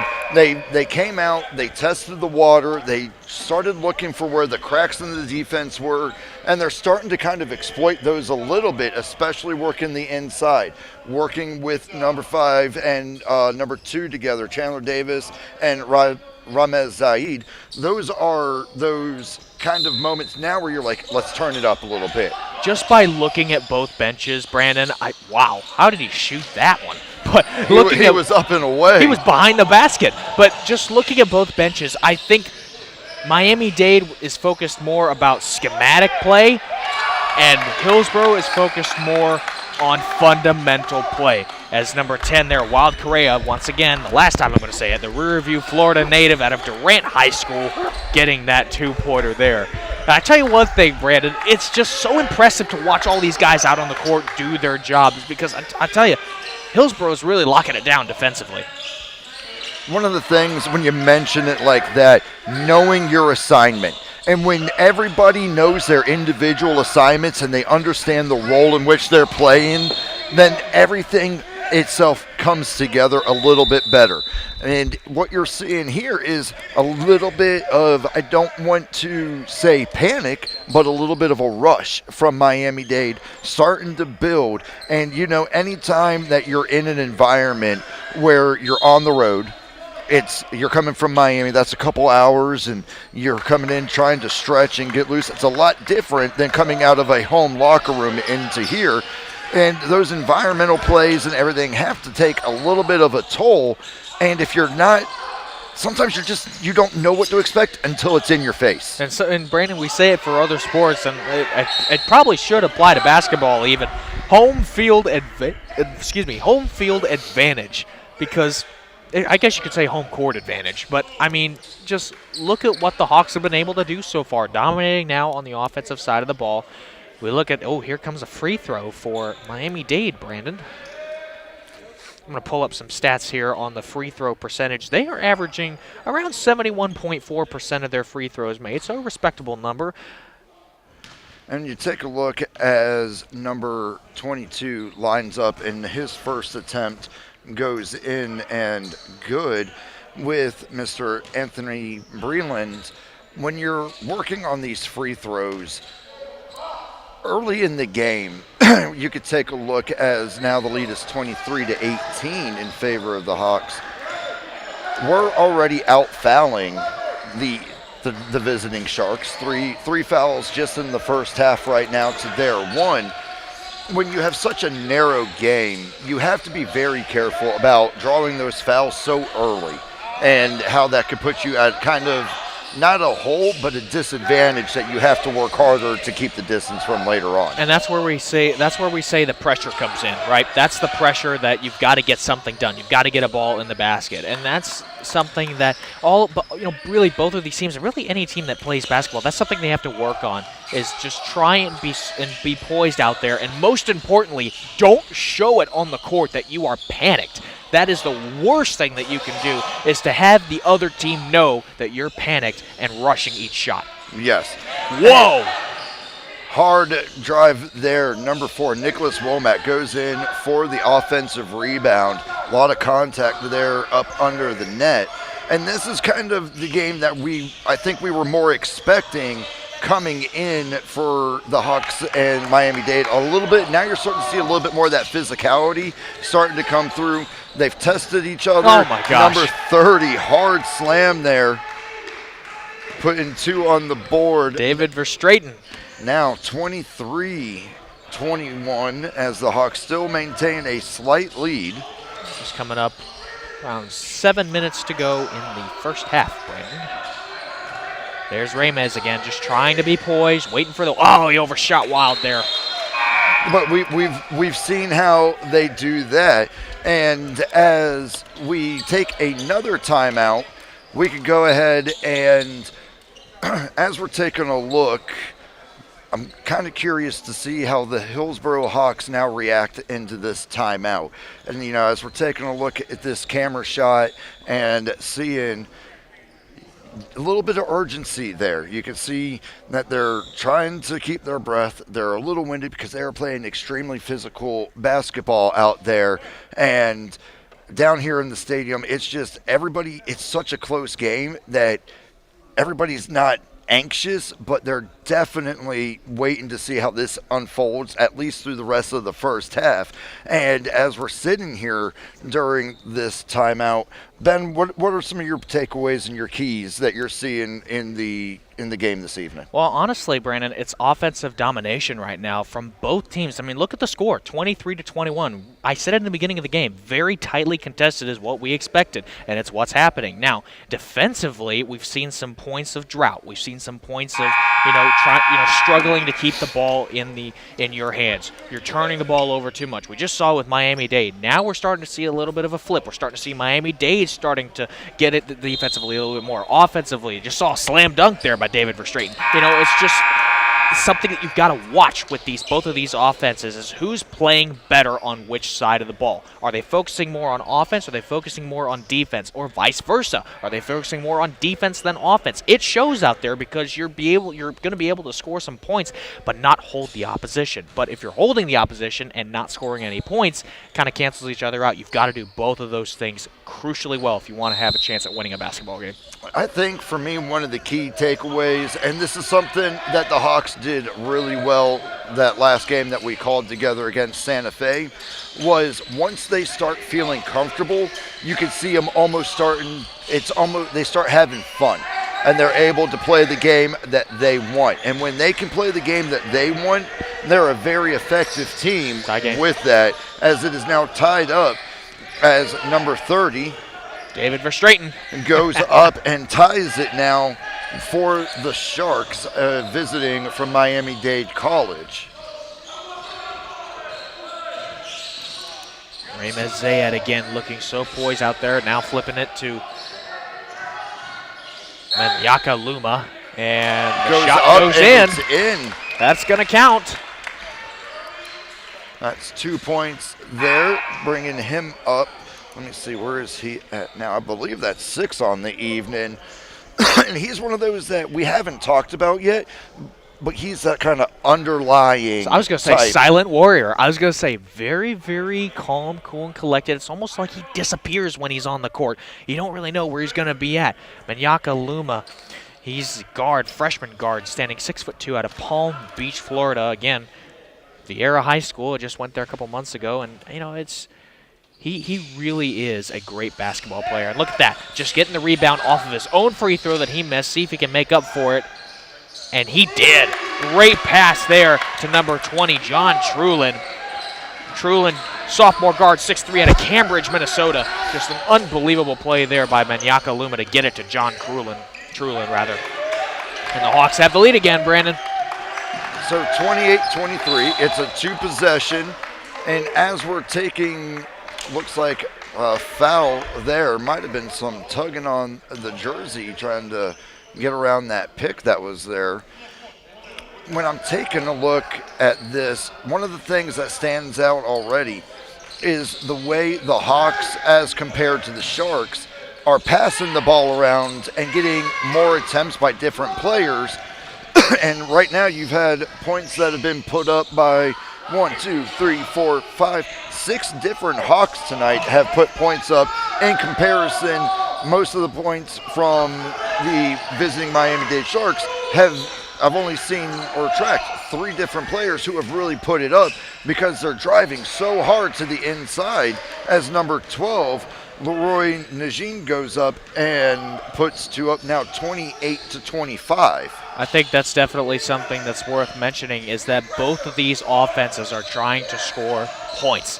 They're not really worried about where they're at on the court, but they're worried about we're worried about if the ball can get into the basket or not. That is something that both of these offenses have been working on, and it's showing. 28-25, Hawks lead with just over 5 minutes left to go in the first half. Manyaka Luma coming off. Just mentioned his name a couple of minutes ago. Great player out of Palm Beach, Florida. And, Brandon, something that really we have looked at from both of these teams is just the amount of complexity that both of these teams try and build within their offense. They're not trying to, draw up fancy plays. They're not trying to work on, Miami-Dade's working on schemes and whatnot, but they're not trying to overkill it. They're just trying to, both of these teams, just working on fundamentals, shooting the ball when it needs to be shot, and that's why it is so tightly contested, and that's why, frankly, a good amount of points have been put up on the board in this first half. When I'm taking a look here and I'm watching as Miami-Dade starts to kind of work around under the net, I'm seeing a lot more of a man-to-man. I'm seeing a lot more of a press coverage coming from Miami-Dade, whereas the Hawks, they're trying to man the outside until they make that push, and then they go to that zone and try to block off the avenues. And it seems almost that they're having trouble identifying when they're going to hit that scheme to go from the man-to-man coverage to the zone inside. Just a little bit of hesitation as we go to the free throw line with number 10, Anthony Gilks, making his first appearance at the line. Anthony Gilks, a reserve freshman guard out of well, how about that? Brooklyn, New York, standing 6'6". He is the third tallest person on Miami-Dade, excuse me. Lining up now for his second attempt as he goes in. And he got it. And that one is in. So he is Should 1 be for 2. 28-27, right? Yes. Hawks were up by 3. It should be one more point on there. Just bounce off the rim there. So taking a look and we were talking about earlier, if we take a look at the monitor as we go through, all that Hawk defense that just lined up right there, they were towards the outside on that three-point line and then sank in when they started going and also drew the foul as they go back to the line now. Yeah, a big reason, Brandon, why most of these players are playing on the court is that they know where they're supposed to be at all times. They try not to get lost, because if you get lost on the court, not only will it show, but it's also not going to look very good. Yes. If a basketball player gets lost on the court, it's going to be pretty obvious. They're not in the place they're supposed to be, but neither of these teams have had one player get lost tonight, and I think that's going to stay constant. I don't think that's going to change, because both of these teams now is tied at 28 apiece. Really, really tightly contested, Brandon.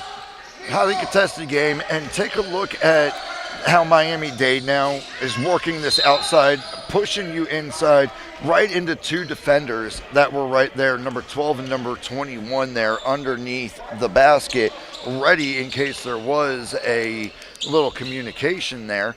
And now we're going to go ahead and, as this timeout is called, we're going to send it over to our sideline correspondent, Miss Madeline Rosa. Miss Maddie, take it away for us.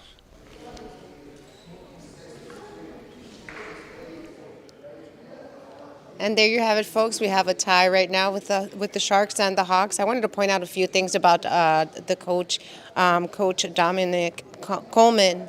It's his first year as a head coach. He was also an alumni for HC. He graduated in the University of Colorado in 2008, played 10 years competitively, and now he's head coach for the Hillsborough College Hawks. So we're excited to see what he brings to the plate. So back to you guys. Thank you for that, Miss Madeline. And that was something that we were talking about a little bit earlier. Coach Coleman, in his first year of head coaching here at a college that he used to play for, led the team in points and had all these national accolades. When we called last game together against Santa Fe, snapped that 6-game home game winning streak that they had, one of the things that we talked about was how is Coach Coleman going to bounce back off of this, and what does this do to reinvigorate the team underneath him? I think one thing we've noticed so far, Brandon, is that Coach Coleman has been really animated this game. He knows where his players are supposed to be on the court. He's not really focused on schematic or schemes, offensively or defensively. He's just worried about where his players are supposed to be, the fundamentals of the game. Are they in the right place or in the wrong place? Are they on the offense or on the defense? Are they doing it to a point or a level where they are scoring enough points to keep up with Miami-Dade? They clearly are. It's tied 28-28. So, again, we got just under 4 minutes of play here. At this point, it really is the epitome of a single possession game. Absolutely. Any possession at this point, any fouls as we see that we just got pulled on there, and it looks like we may have Chandler Davis making his second approach of the evening. He is 1 for 1 tonight as it is. There it is. It goes up, and now 2 for 2 for the night. And he's going to go ahead and get ready to take a second shot. So now 29-28, when we're taking a look at this, this is where it all kind of starts reflecting more and more of what we keep saying, the basics and maintaining the discipline, maintaining everything that brought you to this level of competitiveness, you got to trust that instinct with it. Absolutely, yeah. You got to be able to just trust your process. Trust the process that got you to this point today. For every individual player, trust the process that got you on this court.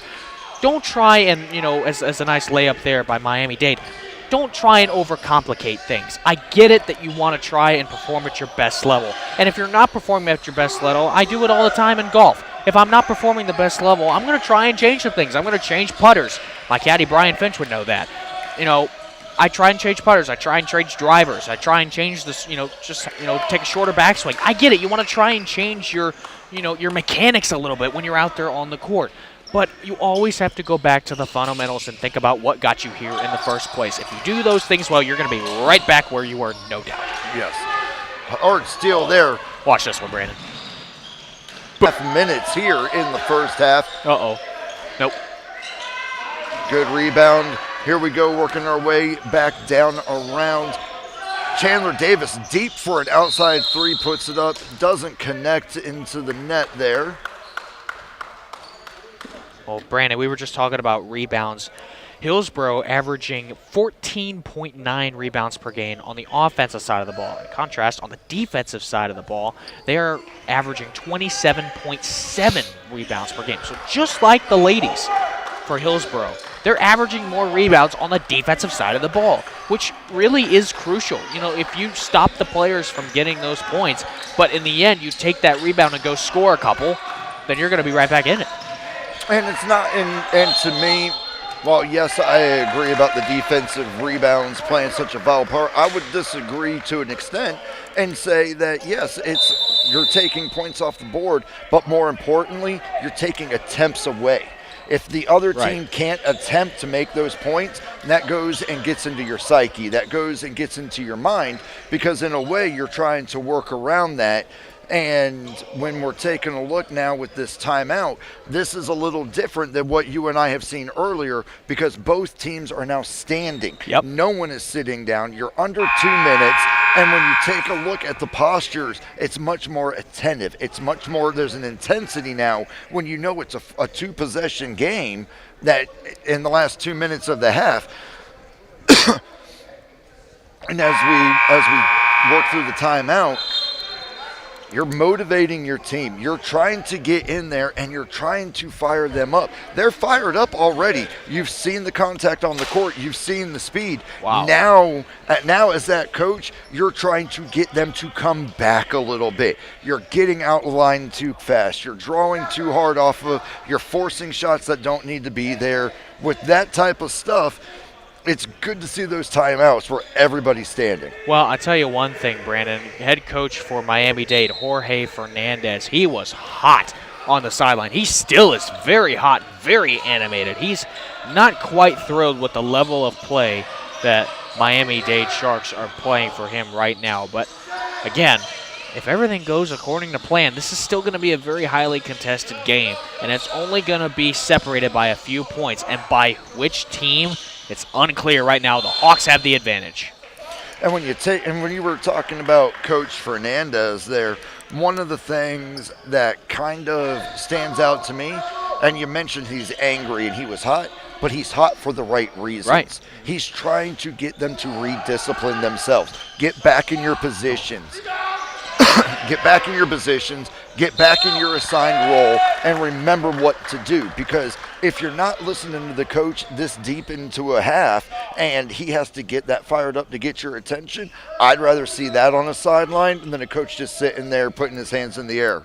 Like saying, what do I do? I've done everything I can to coach this team. How do I help you guys further? No, you've got to implore that team. You've got to be able to, you've got to be able to take that anger and frustration. You got to be able to let it out once in a while and let your team know that you are not doing a good enough job. I've said it before. It's okay to let your team know that you're not doing enough. It's okay to tell them that, because they're just going to get fired up rather than get demoralized and try and score you some more points. Again, the Miami-Dade Sharks are only down by 5. That's 2 scores, 2 baskets, and they're back in it. 1 3-pointer, 1 2-pointer, and they're back in it. Let's see if we can get it, Brandon. We mentioned that a 2-possession game, There's the first one. But in all honesty, there's a minute 10 left on the clock after that three-point shot there. But it feels like it's been a two-possession game for the last 10 minutes. Yeah. So, because as soon as they put points on the board, you have someone like Chandler Davis, number 2, who we've talked about multiple times tonight, going in and answering. And I think that is something as we go into the last minute here, that I don't think Miami-Dade was expecting the Hawks to respond so effectively on the backside of a challenge. You put up 3, I'll put up 2. The gap is still going to be there. You got to fight harder. Most definitely. I don't think they were expecting that at all. I don't think, Miami-Dade was prepared for what they were about to enhance with this tough Hillsboro Hawks team. But what we've been seeing so far tonight is just pure flow of the game. Work on your fundamentals. What is working? What is not working? Are you doing better on the offensive side of the ball or the defensive side of the ball? If you're doing better on each of those as we hit the final stretch here. We go into half at 37 for your Hillsboro College Hawks, 36 for the visiting Miami-Dade Sharks. And we're going to kick it over to Miss Madeline Rosa for a quick sideline report. Take it away, Miss Maddie.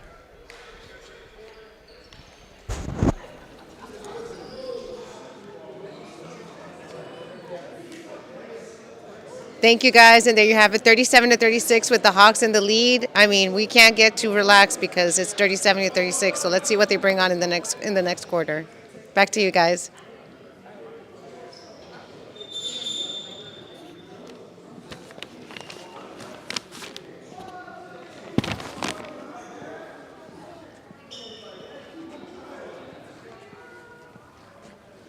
I think we'll take a break now. Okay.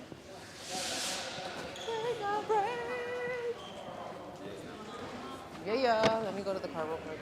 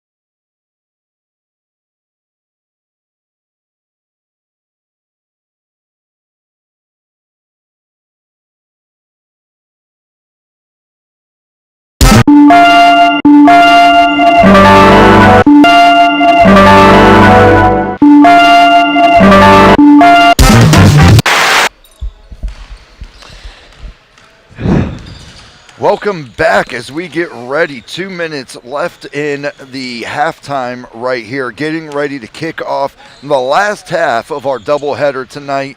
Now, I'll tell you what, Mr. Tilley, tonight has just been a great night for basketball. Yes, we it has. started out with the Lady Hawks and their game tonight, which didn't work out the way we wanted it get to. The last bit there to get that win, unfortunately. Was still a great game, a very contentious game all the way up until the very end. And then tonight, with what we're seeing off of the men's division at 37-36 here in the halftime, as we're getting ready for the tip-off of the second half. How are you feeling about what you've seen tonight? I tell you, I'm really impressed with both offenses. They have really been poised. They've been trying to score points, not so much as they're forcing the issue and trying to score whenever they can, but they've been really poised. They've been looking for the open lanes. They've been looking for the open men around the court, seeing if they can pass the ball to try and get those points. It doesn't have to be a three-pointer all the time, I said before. It could be a two-pointer. It could be a layup at some points in time, but you just look at the score. 37-36, 1 point lead for the Hawks. Been really impressed with both offenses. Now, defensively, something that I think one team should change, and who that one team is, I'm going to find out. I think they really have to start pressing. They have to start trying to get the turnovers. They have to really start trying. I mean, they're getting the rebounds. They're trying to get the rebounds, but just get those, get the ball whenever you can. Yep. If it's free and in the air, try and grab it. We're under 10 seconds getting ready for the tip-off here, moving out. You can see the Hawks as they've come out and they're departing the bench there. A little bit more of a relaxed demeanor as they get ready. There's a little bit more, I guess, even though it's a 1 point game, there's a look of comfort in a way. They're comfortable with the way they've been playing. They're comfortable with their communication, and now they're just ready to continue that on as we get ready to kick off the second half here tonight. As the ball comes into play, quick to the back court, coming through. Now, number 22, Mr. Anthony Breland, is someone that has definitely made an impact tonight. He's been one of the ones along with...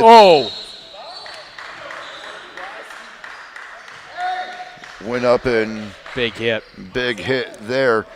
We'll take a look, and it looks like we will be getting ready to square up as number 22, Anthony Breland, heads down to the line.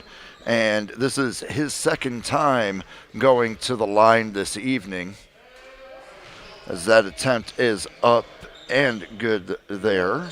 So now tie game, 37. And now as we take a look, lined up underneath, goes in again as that brings him 3 for 3 for the evening. 1 point lead, Miami-Dade comes down to the side. We got Nicholas Womack was on that drive there trying to go down and in.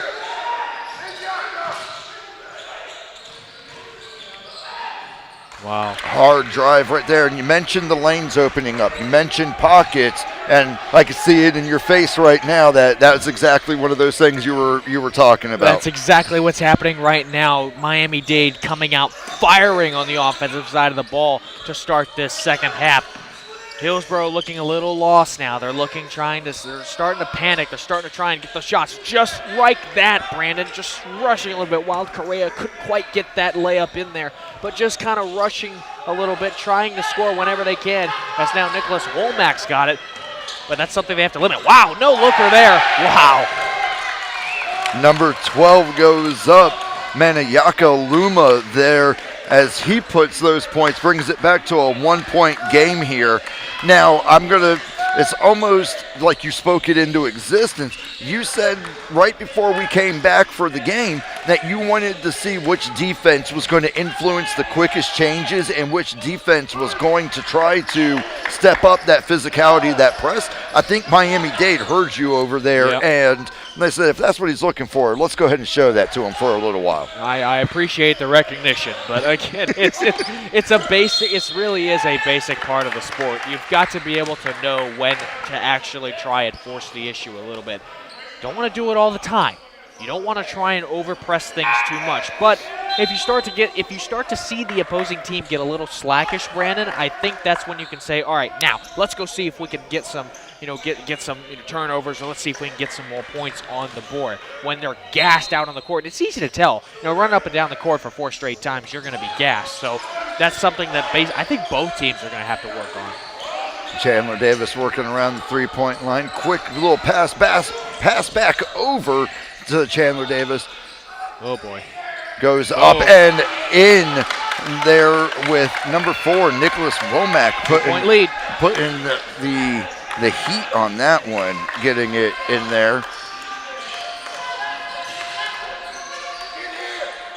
And now I definitely feel like there's a quicker pace now. Miami-Dade is still controlling the shot clock, still waiting for the play to unfold, but it's not a sense of urgency, but just enough to kind of press up against them and say, now you've got to keep up. Give them a little bit of a shove, saying, all right, now let's take. Now you're basically saying, take that. See what you can do in response. That's basically what they're trying to say.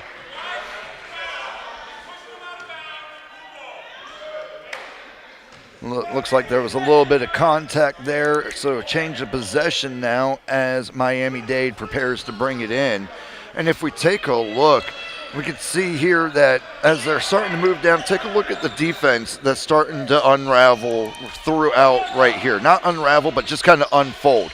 You've got your man coverage working around the backside, shifting real quick to a zone and forcing them with those outside shots. Miami-Dade's been pretty good about their outside shots and being comfortable from at least attempting out there with a couple on the board. So you're starting to really see that fluid defense we keep talking about from the Hawks come out now. Yep, and that's one thing that we said the defense are going to have to work on. How well do you know the flow of the game? How well can you analyze what everyone's doing out on the court? How well can you basically feel the game is going? And a free throw here, Brandon. All right. Mr. Randy Smith coming up. This is his second time on the line. He is 2 for 2, now 3 for 3 on the evening. So, Ben, Mr. Tilley, what do you think is going to be the definitive that separates this game a little bit? Well, I want to say free throws and three-pointers, just like you, but I think I'm going to take a little bit of different approach, and I'm going to say defense wins ball games. I'm going to think that one of these defenses is going to play out of their minds in the last minute to minute and a half of the game. And whether they're behind or not, that's going to tell the story. But if they're behind, the defense is going to lock in and really not give up many lanes and just take away all of the lanes to try and score some points. And then the offense is going to do just enough to take this win. I don't know which team it's going to be, Brandon. It's too close as it's a tie game, 42-42. 42-42. We're almost 4 minutes into the second half now. And while we're watching it, we mentioned in the first half that it was a 2-possession game that felt like 10 minutes of the first half. It was all right there. Whoa. And you could see the pace as Miami-Dade is trying to find something. And it's almost like, I don't want to say a willingness to draw the foul, but if you get to the line, at least you get the attempt at the points. Yeah, and that's something that we've talked about recently is that, and here we go. There's another free throw for Randy Smith, sophomore guard, standing 6'2" out of Miami, Florida. Christopher Columbus High School is where he got his education, Brandon.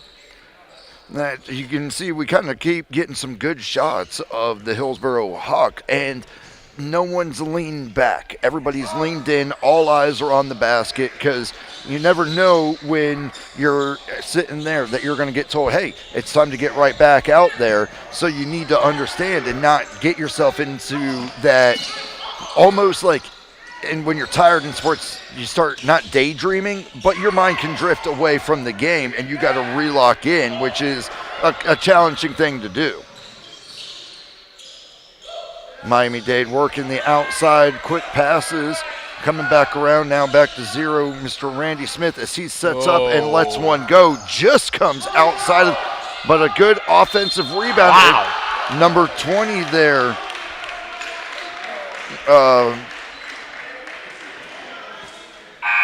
I wasn't able to see what number I that was, Brandon. think it was number 20 for Miami-Dade. Vandernap out of Verona, Italy, standing 6'5". I don't want to butcher his first name, but I'm going to give it a try. Jacopo Vandernap. Oh, Madeline, what do you got for us? Light. Light. Okay, and we're at the close to the bottom of the second quarter, so we're at 42-46 with the Hawks are losing right now, but we're hoping they bring it home because this game is getting really intense. So let's see what they bring on in the next couple of minutes. Back to you guys.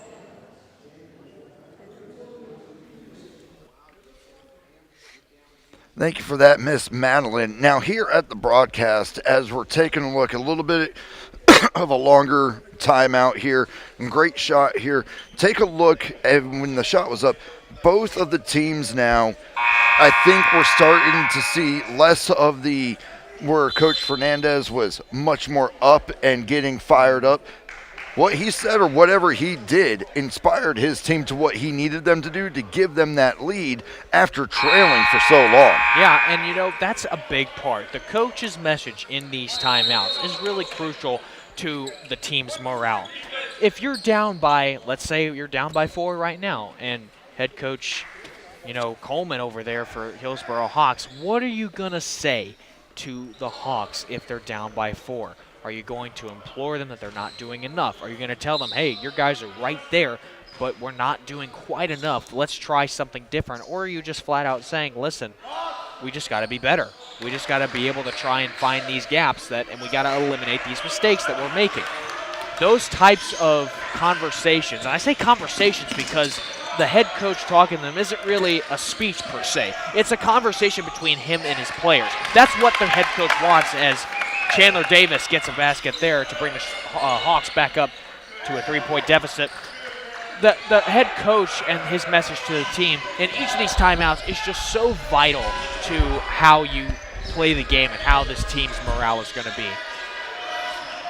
And completely agree. The coach sets the tone for the game.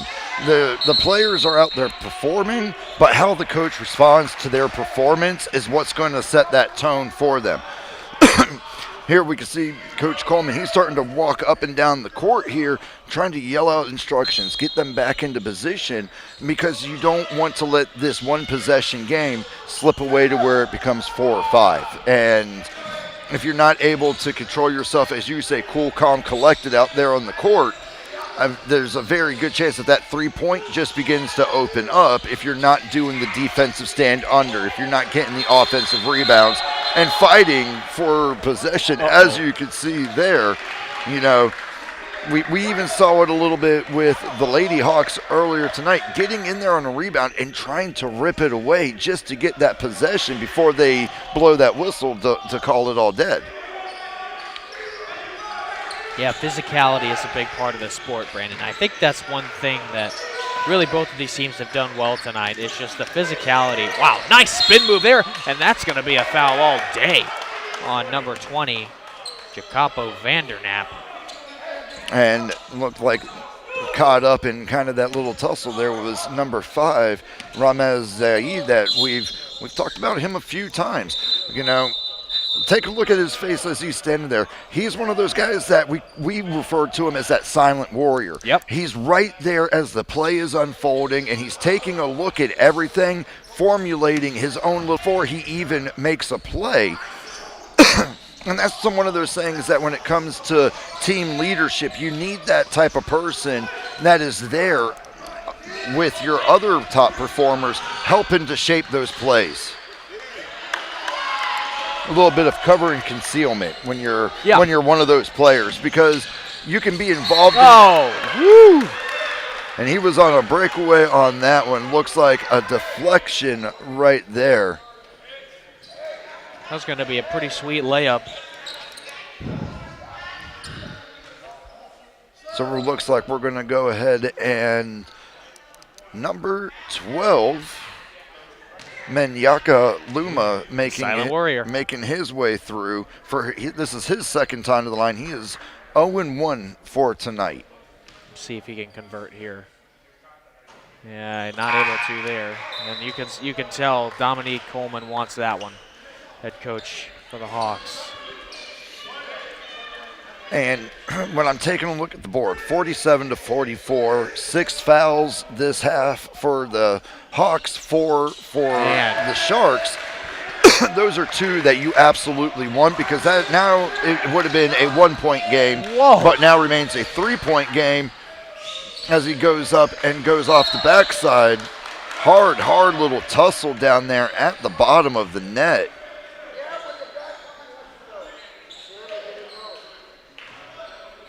And you're starting to see kind of a little bit of that frustration beginning to creep in, both with Coach Coleman there as well as with the Hawks themselves, as number 30 goes to line up for him. And it looks like we've got ourselves a timeout. So with this timeout called, we're going to go ahead and get ready to send it back over to Miss Madeline Rosa, getting ready for a little timeout call. Go ahead and take it away for us, Miss Maddie.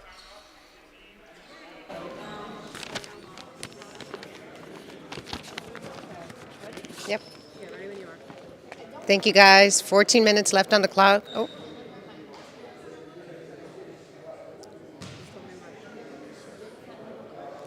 Thank you, guys. 14 minutes left on the clock, and for the second quarter, and the Hawks are at 44, and the Sharks are at 47.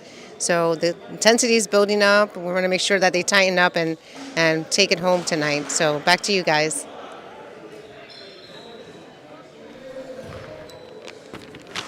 Thank you, Miss Madeline, for that. Like she said, 47, 44, 1 possession game. It can go so many ways right now, and it comes down to the coaching at this point.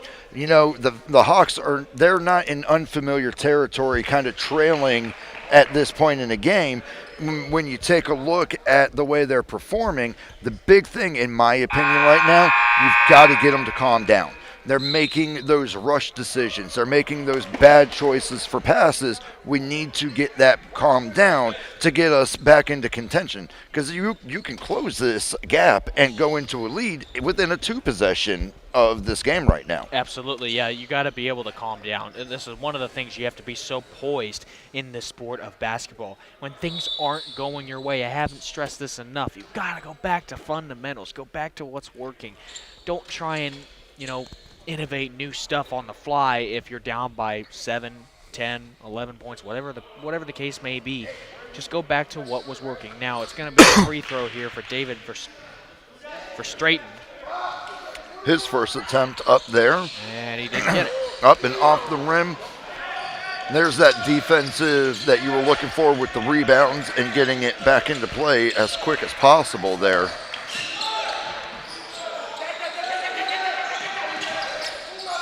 A lot of conversation and chattering happening out there. And one thing that I'm seeing, the Hawks are remaining in control of themselves. They're not forcing the passes, but they've got to start connecting with some of these attempts that they're putting up. One we're talking about, that you might have mentioned it earlier, when it comes to the Hawks, what are we looking at for their three-point percentage with that? Well, I will tell you that right now. The Hawks, for three-point percentage, they are making 8.1 out of 25.5 3-points per game. So that's around 32%. I think I remember looking at Miami-Dade College's three-point percentage. I think it was around 33. I think they're actually doing a little bit better than Hillsborough College. Now, is that the case tonight? Really unsure, because, again, highly contested game right there, 44-47, within 1 score. And you just have to take a look at both of these offenses and what they've been able to do tonight. Really, really impressive on both sides here for Hillsborough and Miami-Dade. And as you're coming up 7 minutes into the second half, 7 minutes play, now even the fans are starting to come alive a little bit. There's an intensity as they're watching the game because it is so contentious. 47 apiece as Mr. Chandler Davis puts down another 3 onto the board. even watching some of the reactions in the stands has been pretty fun this evening too, just because of how good this game is, constantly shifting from a 1 or a 2 possession game to a tied game. And it all comes down to, I think now, outside of my usual, this is going to be a 3-point and a free throw game, this is who makes the fewest mistakes at this point. Who is it that isn't turning over passes? Who isn't getting those things or giving up the offensive rebounds when you know you need the point attempts? All right, so you said, oh, nah. So you said offense. I said defense. So let's see who's right. The analyst or the play-by-play? That even includes you can't be making mistakes on defense. That's true. You have to play just as hard on defense to get your at least a fingertip on the ball to try to deflect it. Give yourself a chance. If I'm the coach, if I'm coach, I'm saying I want to see fingertips on the basketball so that you can at least try to knock it out of bounds to slow down a drive. Yeah, absolutely. You've got to have, you can't be making mistakes like that as well. So it's sure, all-encompassing, but I'll give you your point on that one. You got me. Well played, sir. Thank you very much. I'll take the win when I can get them. And looks like we're going to get ready for a timeout here. So with the timeout, Miss Madeline, what do you have for us, ma'am?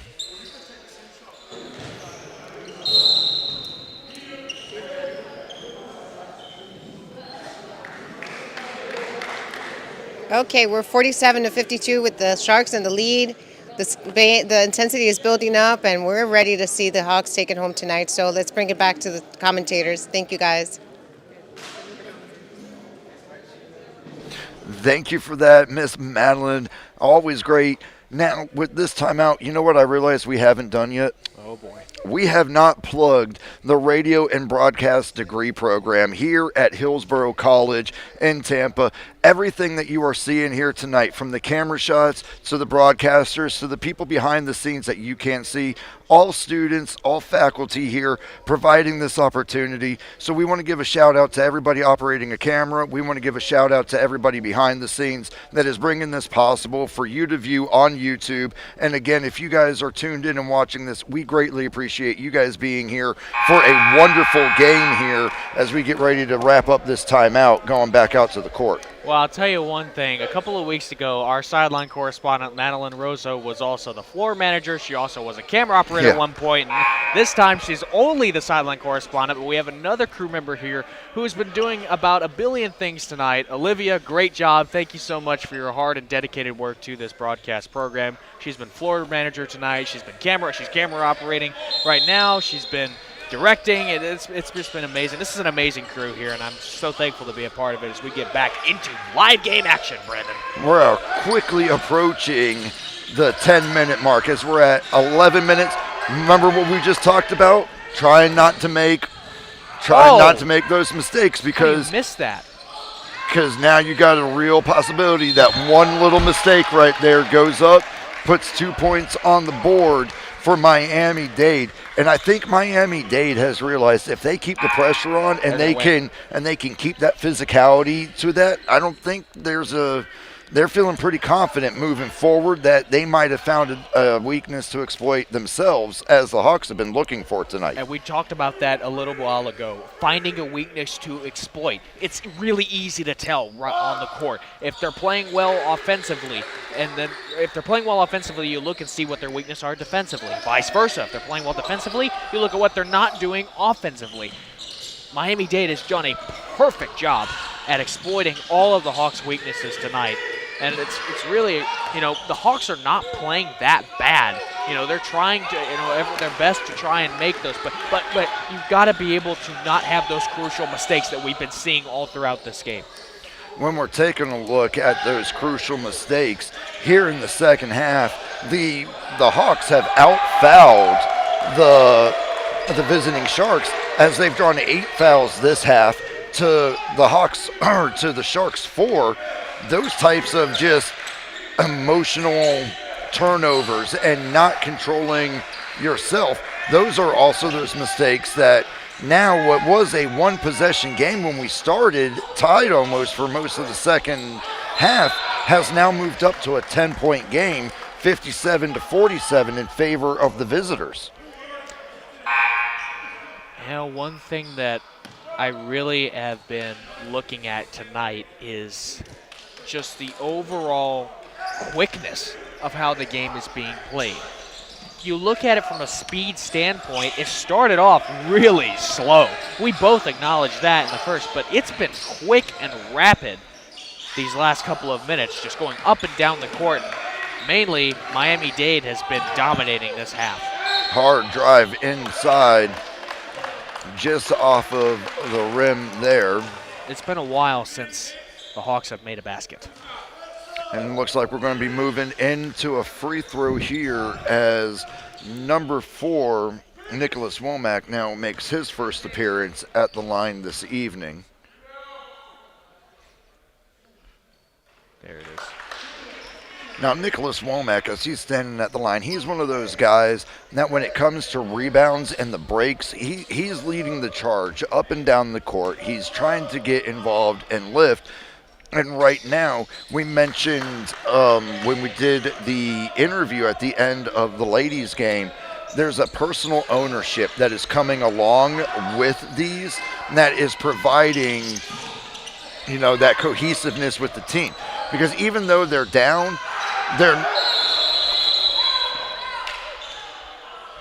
if ever there was a need for instant replay, I would beg to see that again. As it hit the rim, he was holding the rim and then slammed his own rebound, blowing the lead up to now 57-49. Unbelievable. Oh, I wish we had a replay. That was amazing.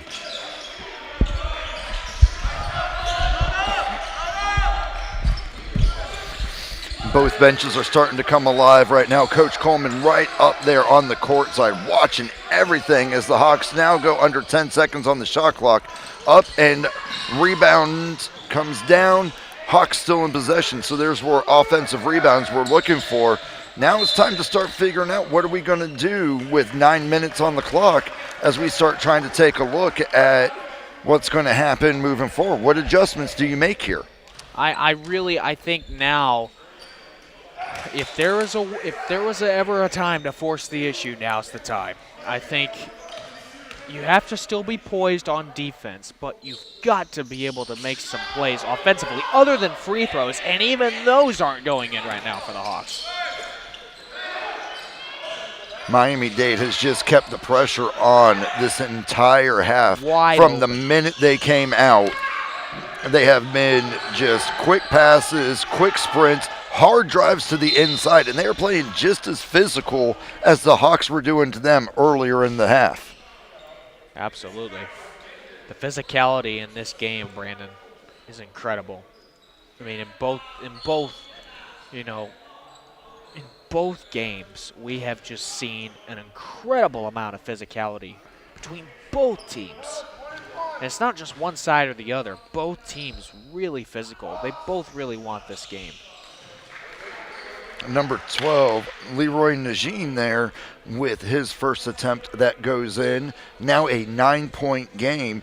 And at what point, Ben, do you start getting concerned about it pulling away from you too far? I'm honestly quite concerned right now. If the Hawks don't get a few baskets within these next few drives, it's going to be really hard to come back from. Well, there's one right there. They listened. Number 4, Nicholas Womack.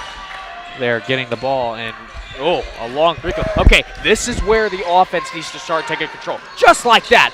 Oh, and he knocked it out of his hands. Now, that was a beautiful pass, though. Now, with that, this is what I was talking about earlier with number 4. Kind of going to go ahead and spotlight Mr. Nicholas Womack here. He went in, scored the points, went down, got the rebound, and then made the pass all the way down to number 12, Manyaka Luma, to make that play happen, and then helped them get it over to this side to get it to that now 51-58 point, and got themselves into free throw position. So now that 7-point lead as number 20 John Trulin comes to the line, that seems a lot more manageable now. Absolutely. Yeah. And now it's 52 to 58.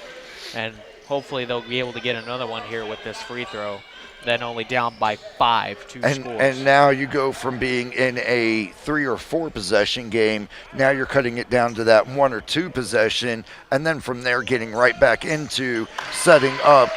As now number 20, Josh Trulin, is 3 for 4 tonight from the free throw line. So he's been pretty reliable to count on to that. Wow. Now this is this is what I was talking about. This is what I was talking about when I said that Miami was keeping that pressure. The fast passes, the hard drives, and the just overall pace at which they're moving that ball around. The Hawks are having a really hard time trying to move over to that as that three-pointer goes in. 61-53 with a timeout, and we're going to go ahead and we're going to send it to Miss Madeline for a quick little sideline report. Miss Maddie, take it away for us.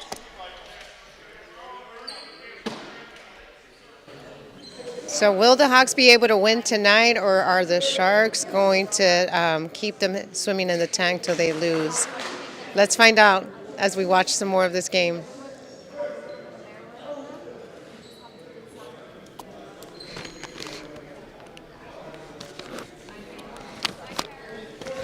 Well, I think we're back, Brandon. Thank you for that there, Miss Madeline. Now, now as we're here taking a look at this timeout, we're able to kind of catch our breath a little bit, and we're seeing what's going on in not only in the stands but down on the benches and everything. 8-point game, call it 3 or 4 possessions to get back into it, but you're already creeping into the second half of the second half. 7:46 on the clock. So as we're working into this, the Hawks got to figure out something to do on the defensive side. The quick passes, the up-tempo, the up-tempo from Miami-Dade as they're getting down inside the zone, finding all of those different, call them pockets, as Miss Madeline called them earlier today. Those are kind of what's hurting the Hawks right now from really being able to control the pace of the game like they were in the first half. And it's happening on both sides of the ball, Brandon. They're not being able to find those pockets offensively. They're not able to get through those lanes to try and make some shots. And defensively, they're giving up those lanes. They're giving up those pockets. They're literally giving it to Miami-Dade to run it right through them and try and get it. Wow, what a offensive push there. That was like watching like an NFL drive. They were double teamed. They had one-on-one coverages, and that was just a physical push to get that down here as the Hawks are in possession now, working around the outside.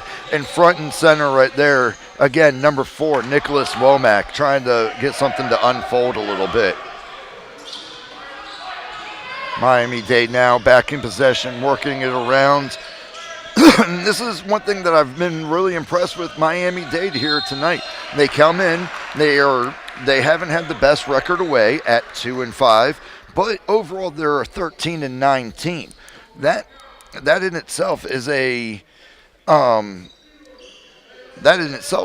great way for them to come in and be contentious, because at first we thought that it was going to be a disadvantage. But I think once they took the temperature in the room and said we can operate here, they just really turned it on and started going for it. Absolutely, as the Miami-Dade Sharks get one back there. And if he makes this is going to be a 10-point game. And nope, it won't be. It's going to be a 9-point game, Brandon. Just bounces. Every point matters, though. Just bounces as number 12, Leroy Najin, is now 2 for 4 on the evening from the free throw line.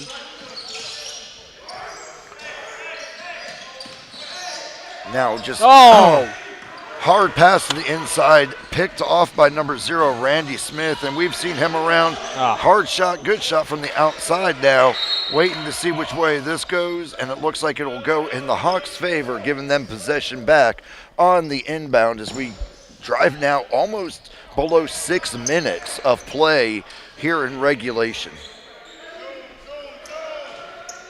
Yeah, if the Hawks want any chance here, they've got to be able to keep pace. We've said it before. Keep pace with Miami-Dade College. Keep pace.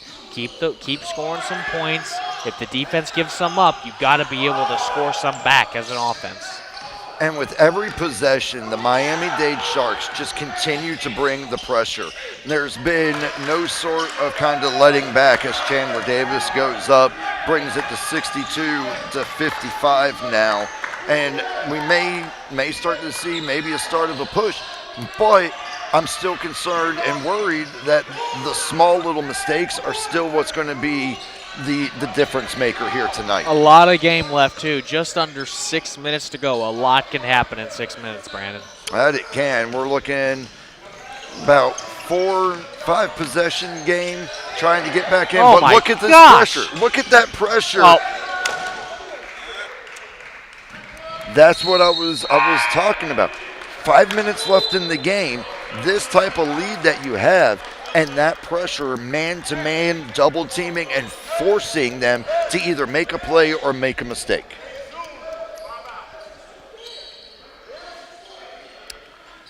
We're going to get ready as Miami-Dade will have possession as we're approaching the 5 minute and 30-second mark of game number 2 here for our doubleheader from Dale Mabry campus of Hillsborough College here in a kind of comfortable Wednesday evening after the cold snap that we've had down here. Yeah, I said it already.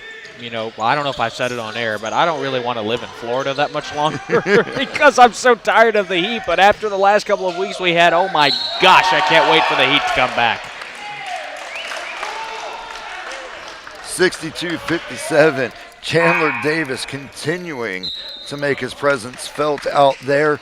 And it looks like along with that, there will be a couple or at least a free throw attempt now moving up to the line. And just take a look at Chandler Davis as he comes up. Poised, relaxed, eyes clear on the basket as he connects again. And he is now 1 for 2 this evening from the line. No, I'm sorry. He is actually 4 for 4.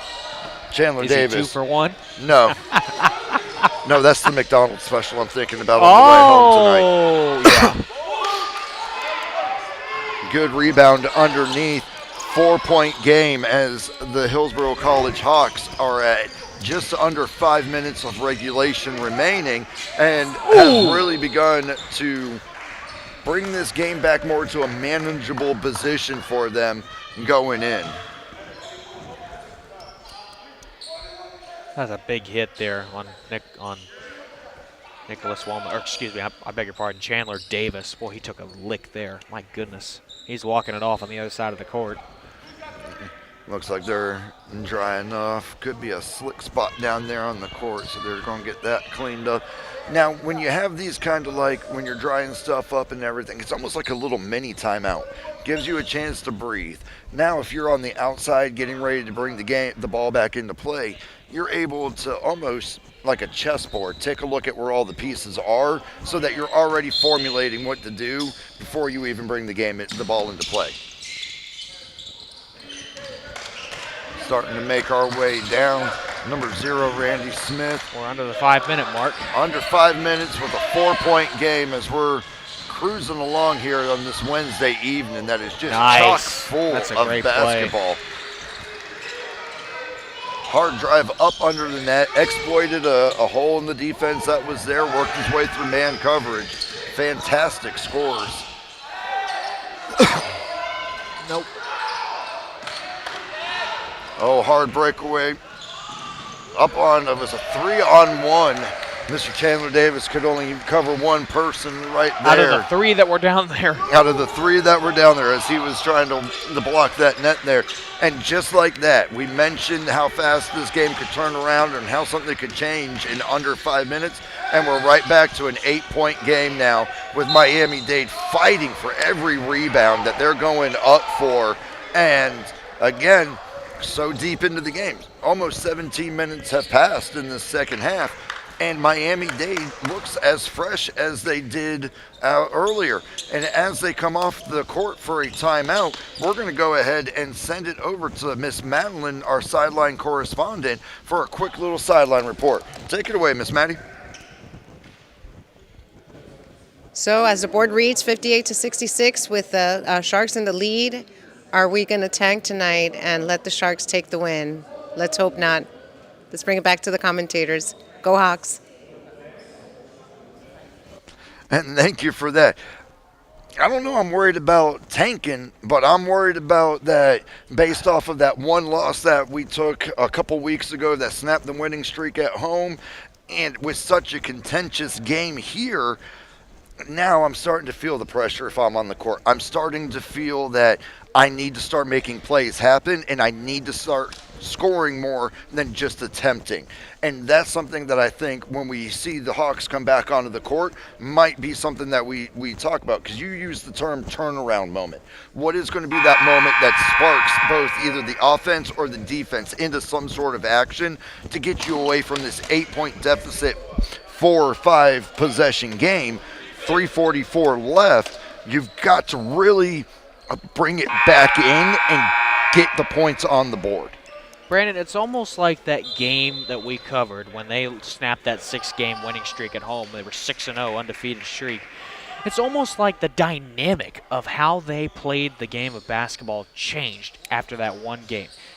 In the weeks that followed, Hillsborough College was just not able to get it going. When they lost at home against Santa Fe, they've lost, including that game, 3 out of their last 4. So it's been a really rough stretch of basketball for the Hawks, and unfortunately it's showing tonight as well, as they are down late here in the second half, 67-58. So when you mentioned a slight little about 3-game, 4-game little slide that the Hillsborough Hawks are currently 3 out of the last 4, yeah. 3 out of their last 4 right now. Now it almost you have to wonder, is it too late in the season to try to start influencing those types of changes? Or what are we looking at? Do we wait until it's time for training in the fall and training through the summer to correct those? Where as a coach, if it's your first year, your head coach, and you're playing basically in your alma mater, when do you decide is the time to start influencing hard changes? Well, after that basket, I'm not sure you need to, but I tell you what, Brandon, I think it really just depends on how you play the game. You're going in and week out. You don't want to change everything at once. If it's one little minor thing that has to do with the offense or the defense or the schemes of where you're at on the court, that's one thing. But to change everything at once, to basically go from doing one thing at one time and just do something completely different the next week, that's not something you really want to do. And I can guarantee you that the players would not be happy if Coach Coleman did that. But at the same time, you know, Coach Coleman knows what's best for his players. He was a former he's a former player himself. He knows what's best for the players out there. He knows this game like the back of his hand. He knows it so well. So these players believe in Coach Coleman, and they believe in this team, and I don't think they're going to change one bit. Here we have number 2, Chandler Davis, stepping up to the line, bringing him to 4 for 5 this evening. And we've talked about it before. These are those moments. 3 minutes left in the game, down by 8. All these little single points, you need every one of them that you can get. Especially with as physical a game as this is, every point counts at this point. Yeah, especially under 3 minutes left to go in the game. Now is the time that both teams are going to be searching for that dagger, searching for what can they do to put this game away, and what can the Sharks do to put this game away, and what can the Hawks do to try and claw their way back into this game. I think, Brandon, if I'm being honest, we are set up for another thrilling finish. I believe so, in the Dale Mabry Gymnasium. Because we're about to go back to the free throw line again for the second time in 45 seconds since we started regulation. Look at the fouls. Yep. And this is what you and I mentioned earlier outside of the free throws themselves is the mistakes. How many mistakes are you allowing out there on the court, and how many points are you affording someone off of those mistakes each and every time you send them to the line? Oh. Uh-oh. That's not good. That was a non-contact injury there. Got an injury timeout on the court as taking a look, number 2 looks like number 12. That's Leroy Najee, which if he has to come off this late in the game, of course you wish that it's something that's not serious of an injury. But he's been your free throw guy tonight. Yeah, he's been one of those that's been down and inside the zone all night long. And as you take a look here at the bench of the Hillsborough College Hawks there, I mentioned it earlier, the intensity, the intent in their eyes, they haven't given up on this game, being even down by 6 as they're working through. Because you know you have 2.5 minutes, plus you have your timeouts. There's still plenty of basketball that can be played right now. You just got to keep it going all the way through. Yeah, you got to finish strong here if you're Miami-Dade. Finish strong, see if you can get this win. If you're the Hawks, you just got to be able to do something. Hold them defensively. Can't allow a single point more than what they've got right now. Can't allow it. Nope. And there you saw they forced that play to the inside, made them come in at a pace that they probably didn't want to because it was just a little bit wide quicker. open. Now Chandler Davis with a quick little fake, pushes to the inside, a little contact up under the rim. 2-point goes in. Looks like 64-68. Here come the Hawks, Brandon. A little bit of a late run, a little bit of a start.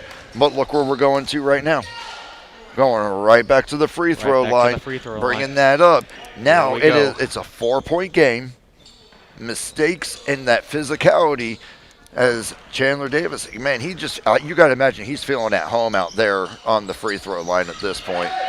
He's visited there so many times tonight. Here we go, making our way down. And in a bit of positive news, number 12 is up. He's walking around here on the sideline. Looks like he wants to go back in. With 2 minutes left, you know he wants that chance to go in and finish out the game that he's been having tonight because he has just been everywhere. Defensively, offensively, he's helping making the plays go. As we go back to the free throw line, number 22, Anthony Brayland, stepping up and putting one in there. And that brings Mr. Anthony Brayland to 4 for 4 this evening as the lead now extends to 69-64. Late in the second half.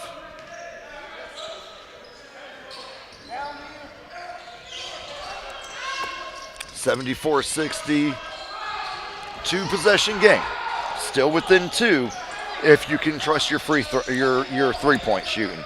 If not, you're looking at about 4 or 5 possessions with under 2 minutes, working our way down to the bottom of the game here.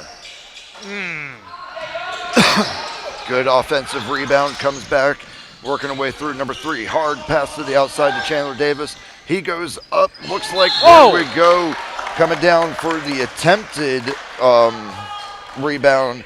Maniaka Luma goes up, and it looks like he might have drawn a foul and will be making a turn to the line now. You said it before, Maniaka, the silent warrior out there on the court. Don't know where he's going to be out there. But wherever he is, he's going to make a play happen. He's making plays. He is a great player. He knows, he knows where to be at. He knows the game of basketball. He can play. For sure.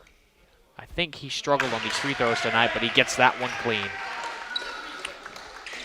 And as often as we've talked about him this evening, this is only his second time to the line tonight. Wow. So he is now 1 for 2 on his throws, brings it to now within a 5-point game. If he puts this, it drops it to a 4-point or a 2-possession game. And he does, so now 2 for 3 on the evening, and we're taking a look at what could have been an 8-point lead, now reduced to a 4-point lead with just under 90 seconds of play left. And you can hear the coaches yelling from the sideline over here, no fouls, no fouls. Because the last thing that you can afford right now is to give up any type of foul or points like that, because it's just going to go ahead and put you into a position where you're going to give them the attempt for more points. So here we go. 1 minute, 11 seconds. Moving down into the final minute of regulation on a 2-possession game, and the Hawks starting to make their push, working the outside pretty hard, but you can see on the defensive side, Miami-Dade is really stepping up inside that zone. Oh, and he fouled.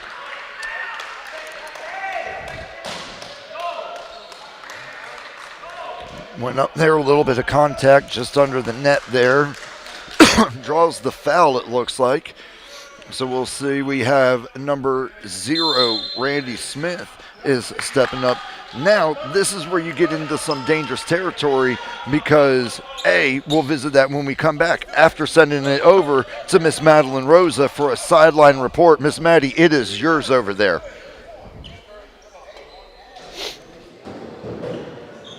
So will the Hawks tank in the Shark Tank tonight? I hope not. It seems like they're capsizing.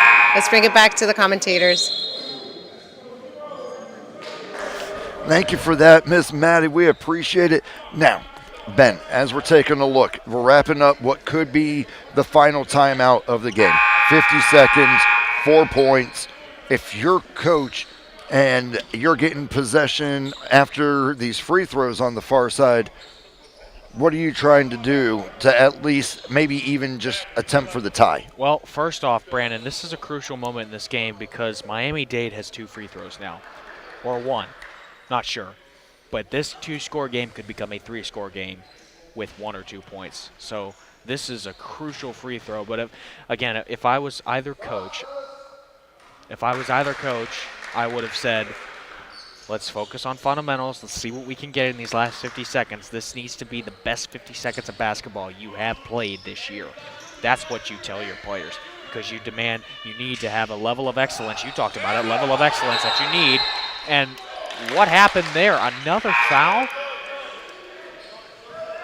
We'll take a look, and I'll look down to make one little note real quick, and the next thing I know, it's a whole nother possession as we get ready to inbound it on the far side with Miami-Dade leading now 71-66 after that free throw attempt.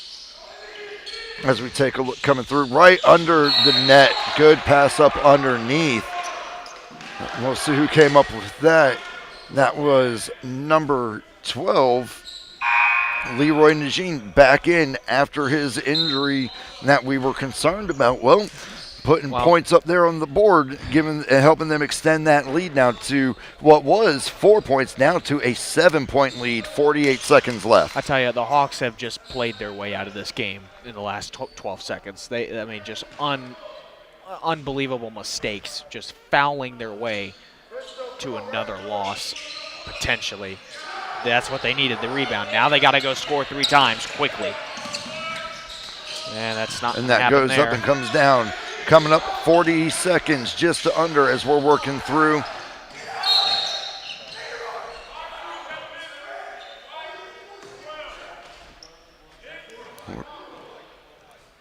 Taking a look, and an offense, and looks like another defensive foul, and now Miami-Dade appears they will be heading back down to the line as Ernesto Rodriguez makes his way up for his first appearance at the line this evening.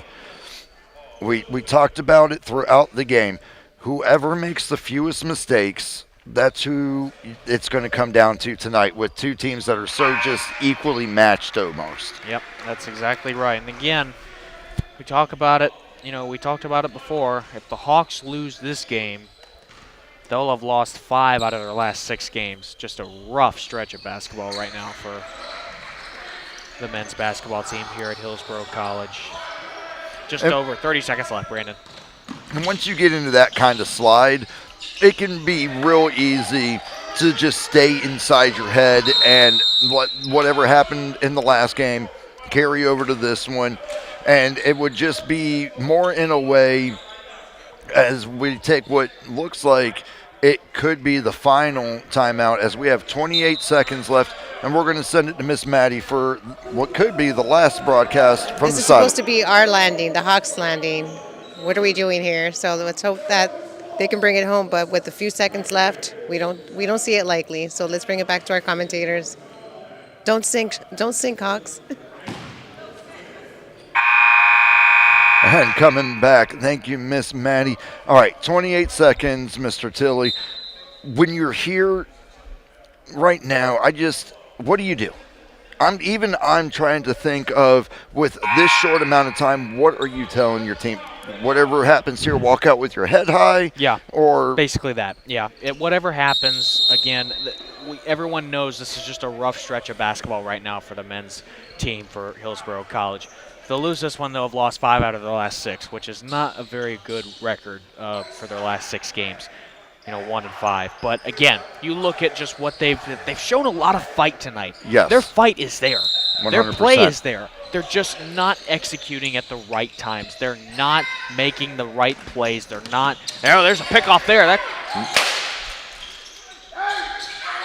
Coach Fernandez is not pleased with that one there. 5 points, 70-75, coming up 19 seconds. Oh my.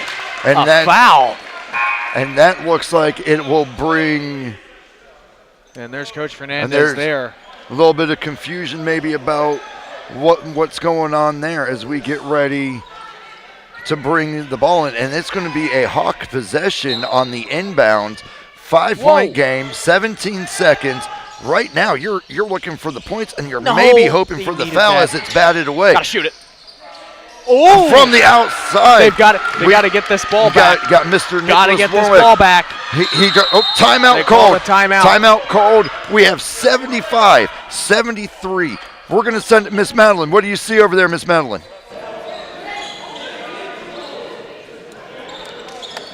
Well, the Hawks got a three-pointer just under 10 seconds left, so we might win. We'll see what happens in the next couple of seconds. Back to you guys. Thank you for that right there. Okay, 8 seconds. You are seeing just some hard basketball being played right here in the gymnasium at the Dale Mabry campus. Right now, if you're the Hawks, you have to get the inbounds, and you've got to get at least something done. Either a quick layup or you try to draw that foul and at least get yourself over to the line. Because if you can draw the foul, get the 2 shots, now you have a tied game, 75-75. You could go into overtime from there. There's a million ways that this game could go right now. They could get this inbound right away and take whatever 8 seconds they have left, set up for a three-pointer and try to win this game. They could lose the inbound here, get the ball back with just mere seconds left and throw a shot up there to try and get it. Or they could try and, purposely not win this rebound or inbound and try and focus on getting the ball as soon as it's put back into play and then making a layup to tie the game just before it happens. This is one of those where in the last 8 seconds, I almost want to be standing up for it just because I have a feeling that one way or another, it's going to be a quick little move. So let's take a look. Inbound is in. Quick pass over. Take a look. Was that a foul there? Yep, and it looks like it's going to go against the Hawks. So we'll be heading back down over, and it looks like we have a chance now for Miami-Dade to kind of put that dagger in that you had mentioned earlier about what we were trying to see. So 75-73. Here's the thing, though. The reason they did that is because they get the ball back. Oh! There it is. So now, if they make this, it's pretty much game. Because we saw it last time when the Hawks were in this exact same position the last game, the men. They were able to make this last free throw to put the game away. If they miss this, nope, they're they made it. right off. That's the dagger. Coach Fernandez is just up and down the court yelling, no fouls, no fouls. Don't give them a chance. And there we go, right to the end of regulation there. Now, oh, what a game. What a game. 77-73. The Miami-Dade Sharks come in and improve their away record, 3-8, improve their overall to 14-9. We're going to send it to Miss Madeline for Well, a the quick Hawks look. didn't make it in their landing tonight. However, we'll be back next week and hope that the Hawks can redeem themselves. We leave you guys with 73-77 with the Sharks, the winning team for tonight. Thank you. Have a good night.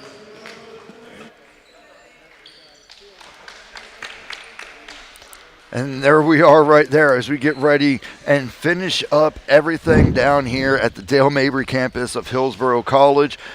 Hawk TV Sports, fantastic game, great doubleheader tonight. A lot of action, as always, whenever we call these games together. Mr. Tilley, thank you for a fantastic Always night. a pleasure. And we appreciate everybody who tuned in tonight. And we will see you guys here for the next Hawk Sports TV home game. And we will catch you guys later. Thank you for signing in, and good night.